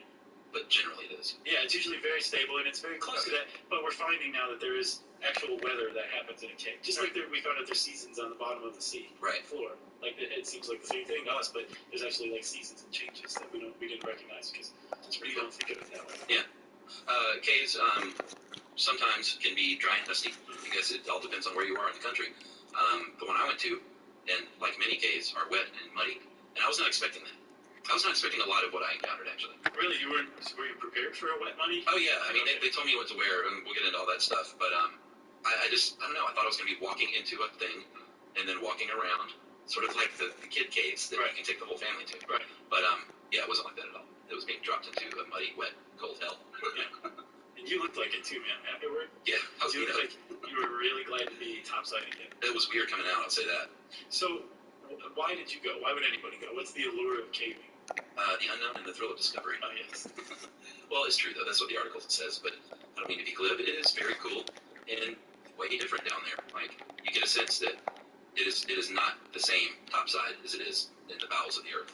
Very different place and very cool to experience. Yeah. Firsthand. And as we mentioned, there's a lot of good opportunity for cave archaeology because the climate and temperature in a cave is so stable. Things left in caves are really, really well preserved. Yeah, and the caves were these for ancient rituals and things, and they mentioned the cave art in France. Yeah, let's go. Have you seen this stuff? Yeah. Holy cow! It's like it looks like art painted on canvas. Some of it does. It's not like just scratchy cave drawings. Like, this stuff is really beautiful. Yeah. And they found this in 1940. They discovered this in France from the Paleolithic era, 17 to 20,000 years old, and over 2,000 years on. And it's, from my understanding, like the granddaddy of all cave drawing scores. Yeah. Was here in France. Yeah. Here in France. There in France. Well, there's also another one called Chauvet Cave in France, and that's what Werner Herzog's Cave of Forgotten Dreams is. Oh, I never saw that. Oh, you didn't? I'll watch anything that he's in. Or narrates. Yes. Oh, he does so much narrating. He's a bad guy in is it the new Bond? No. Is that right? No, he's a bad guy in some movie coming up, and I was like, oh, that's brilliant. Yeah. No one sounds more diabolical than Werner Herzog. Yeah, it's perfect. But yeah, no, that's a good one too. I think they shot it in 3D as well. It's supposed to be like really good. Oh, wow. But yeah, check that one out. It's very interesting because they figure out that they're like, why would these idiots draw a bison with 8 legs? Was there an 8-legged bison back then? And then somebody figured out that if you look at it by torchlight, not electric torch, but real fire torch. Does it move? It moves. Oh my god, that is so cool. Yeah. Wow, that's awesome. Yeah, I highly recommend you guys go and Google image these. LASCAUX France, and it's all over the place. And what was the other one? Chauvet, CHUV. Yeah, very cool stuff. It's the Cave of Forgotten Dreams if you're in that. I mean, it's a lot of cattle drawings, granted, but it's better than you would think. You're right. Considering they're doing this on a cave 20,000 years ago. Exactly. All right. There's also biospeleology, which we talked about at length, and we don't need to really get into here. Again, Right. Go listen to the biospeleology episode. But that's another reason people go through caves. But ultimately, I think like the first sentence was the right one. It's like the thrill of discovery and Yeah. the unknown. Yeah. There's so few people doing any actual caving, and enough caves out there Yeah. that like you got a pretty good shot of finding something that no one else has seen for 10,000 years, or maybe ever. Yeah. You know? That's pretty cool. And cavers too. Part of being a caver or a speleologist is being into conservation and preservation, and that's one thing I learned from my buddy Eric and his friend. There were like casual spelunkers that were in there, clearly didn't know what they were doing, weren't dressed for it, didn't have the proper equipment, and of course these guys are just like, these are the people that get us in trouble, or that get in trouble that we need to come help get out of trouble. But I think serious cavers are uniformly way into the preserving the cave. Sure. Like they don't just go and cave and like, yeah, that was cool. Like they're all into the meetings and the preservation. A lot of them do the volunteer for search and rescue and stuff like that. Like they really get into it. Yeah. It's not a casual affair. No, and that idea actually extends to urban spelunking or urban exploration. Yeah. Where covered. where you you enter something like a sewer system or an abandoned building or something like that, but one of the big rules is like you can't break and enter. You can enter. Somebody else has already like cut a hole in the building fence. You go through that hole. You can't cut that hole yourself, and you don't take anything. Right. You preserve the place exactly the way it was. And we actually have, I think that's a new article on the site that's awesome. 10 top 10 cities for urban exploration. Oh yeah. It's like got all these attractions of like where to go in the city and what to explore. It's very cool. Well, Francis, the Catacombs are You do really it. popular. Yeah. They have a little bit of that in Florida. It's Fort Pickens, Pensacola. Oh, wow. The Fort Pickens Catacombs. Well, the Fort Pickens battery, it was like, Civil War battery. Oh yeah. Yeah, and I think it's all blocked off now, but at the time, like, the metal Oh, wow. bars were bent enough where you could get through. And me and my brother-in-law, like, made torches and, like, went all through the stuff. Let's play a game. Stuff written on the walls, like, from the Civil War, and then stuff written on the walls. Clearly more modern in nature. But just graffiti and stuff and beer cans. But it was just neat walking around. What else, Chuck? How to get started? Yeah, I guess if this podcast tickles your fancy, then you may want to know how to get into this. Yeah, a lot of people might be Yeah, into you the very get easy cream guided. all over the damn You place. walk in, I wiped it and now I can't get that screen to take come the down. kids, there's nothing wrong with it. Well, Or So she learn can a lot. change accounts. It's not a cop-out. Like Carlsbad I don't know Caverns, why. like the real touristy ones. I They're was great. like, what? Wait a minute, I was You working ever the been screen and it wasn't I've been on there. that I've been screen to, to begin Ruby with, Falls. but it was on her gate. Yeah. And then when we Ruby went back Falls out is to nice. try Yeah, to, and there was plenty of and it people running around. It was come very well down. lit. Yeah, and then I noticed it. safe. Yeah, but it was so awesome getting to the falls. Yeah, yeah. I mean, like, it was great. It was total. I think part of the reason I appreciated it so much because I took it for what it was. It was like, this is tourism, Yeah. But it's also very cool. Yeah. I mean, you're walking underneath a fault line in the earth. Yeah. It's really kind of. You can sell T-shirts afterward, but it's still very cool to be in there. Exactly. So you can do that. You can go to these like really big touristy ones and still get a nice experience, or you can get a guided tour for a little more intense experience. Have you been in Carlsbad Cavern? Yeah. Okay. Yeah, it's nice. Is it? It's lovely. There's like red carpet everywhere. Yes, couches everywhere. Massage chairs. But they do mention in this article that kids are great to take into caves. They love that kind of stuff. Obviously, you want to keep an eye on them because it's pretty easy to get lost in there. Yeah. But at these big major attractions, they take care of you. Right. They're not gonna let your kid go off and live with the salamanders. Yeah, and you've got a guide for the guided tour. Yeah. But even self-guided tours, it's usually like paved or a clearly marked trail. Like you're gonna have a lot of trouble getting lost if you get off of this trail. Yeah. Or if you stay on the trail, I should say. Yeah, I went to a concert in a cave one time. Yeah, in Tennessee, it was the name of it, something Caverns. I can't remember now, but it was the Silver Jews played their last show ever in this cave. Oh yeah. And they have regular shows there, like usually it's like bluegrass and stuff.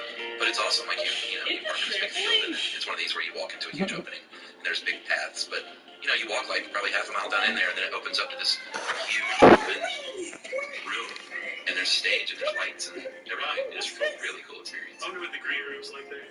Splippy. If you want to watch Splippy, then go away. Yeah, it's really. Do you want to watch Splippy or not? Pictures of it, too. If you want to watch Splippy or not, then watch Then it. there's cave diving. Take it. Yes. Go watch it. Okay, Daddy, keep it. We can't overstate that enough. Like even these caver dudes that I was with that are hardcore, they were like, those people are crazy. Fucking Yeah, kid. and if you're a hardcore scuba diver or even a wreck diver, that doesn't mean you're a cave diver. Cave diver is its own thing. Yeah. And like it's very easy to die. In 2012, 7 people already died in the cave diving. In 2012 now. Wow. 3 of them in 3 different days. 3 consecutive days in Florida. 3 different incidents. Yeah. In March. Yeah, it's scary. And I asked Eric, I was like, well, why, what's the big deal? And he's like, dude, you gotta be crazy to do it. He's like, you are underground, underwater, and it's very easy to get lost and turn around, and you've only got so much air. They say that to never, like, to try and exit with half a tank of air still, Yeah. or whatever it was, not air, what is it?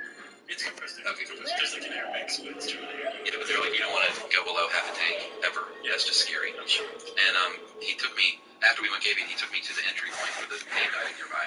And it's this little, probably, 10 foot by 10 foot hole, little pool. Mhm. But it's like infinitely deep. Right. And it's like, wow. So you can jump in and just sort of waddle around. Or below that, there's the tube Right. where you enter. And it just seems like it's the scariest thing ever. Right. With a tank of air on your back that could be punctured by anything. Yeah. Because it's not like there's not stalactites hanging down. Yeah, it's utterly frightening to me. That said, if you are into cave diving, you go through the certification and you are into that kind of thing. There's some awesome cave diving, like cenotes, any cenotes. Yeah. And there's a place that I missed when we were talking about the abandoned mines podcast. There's a place called Bon Terre Mine, Missouri, and it's an old lead mine that was in production for like 100 years, and then they closed it down in 1960. and they didn't remove anything. There's like magazines, all this stuff just still sitting around, and they flooded it with like 1 billion gallons of crystal clear water. Really? And you can go scuba dive. You can cave dive this abandoned mine now. Wow. And see, there's like an old movie theater down there. Really? There's mine cars, it's elevators. Yeah, it's pretty cool. That's awesome. Yeah, but it's like the visibility is just limitless. Wow. Yeah. I wonder if that's slightly safer. I think it's pretty heavily guided as far as tours go. So if you're going to start somewhere, that would probably be a good place. Okay. Yeah. Yeah, I saw a couple of dudes come out of the hole, and all the cavers know each other. It seems like because they knew these guys, and they were like, "Oh yeah, it's good. You know, these guys are really nice." And then they turned around, they're like, "They're nuts. These guys are crazy." Yeah. So all the cavers know each other because they're all members of grottos, right? Yeah, it definitely seems like a close-knit community. Right. Like they're all on each other, have each other's contact info because, you know, when someone gets lost, they sit down and, you know, like who can come and help basically. Right. Who's free tomorrow. Right. To come and find these idiots. Tomorrow. We're in trouble if it's tomorrow. Yeah, that's true. But, well, the grotto's a caving club, right? And any legitimate caving club is sanctioned by the National Speleological Society. And there's about 200 caving clubs or grottos in the U.S. Nice.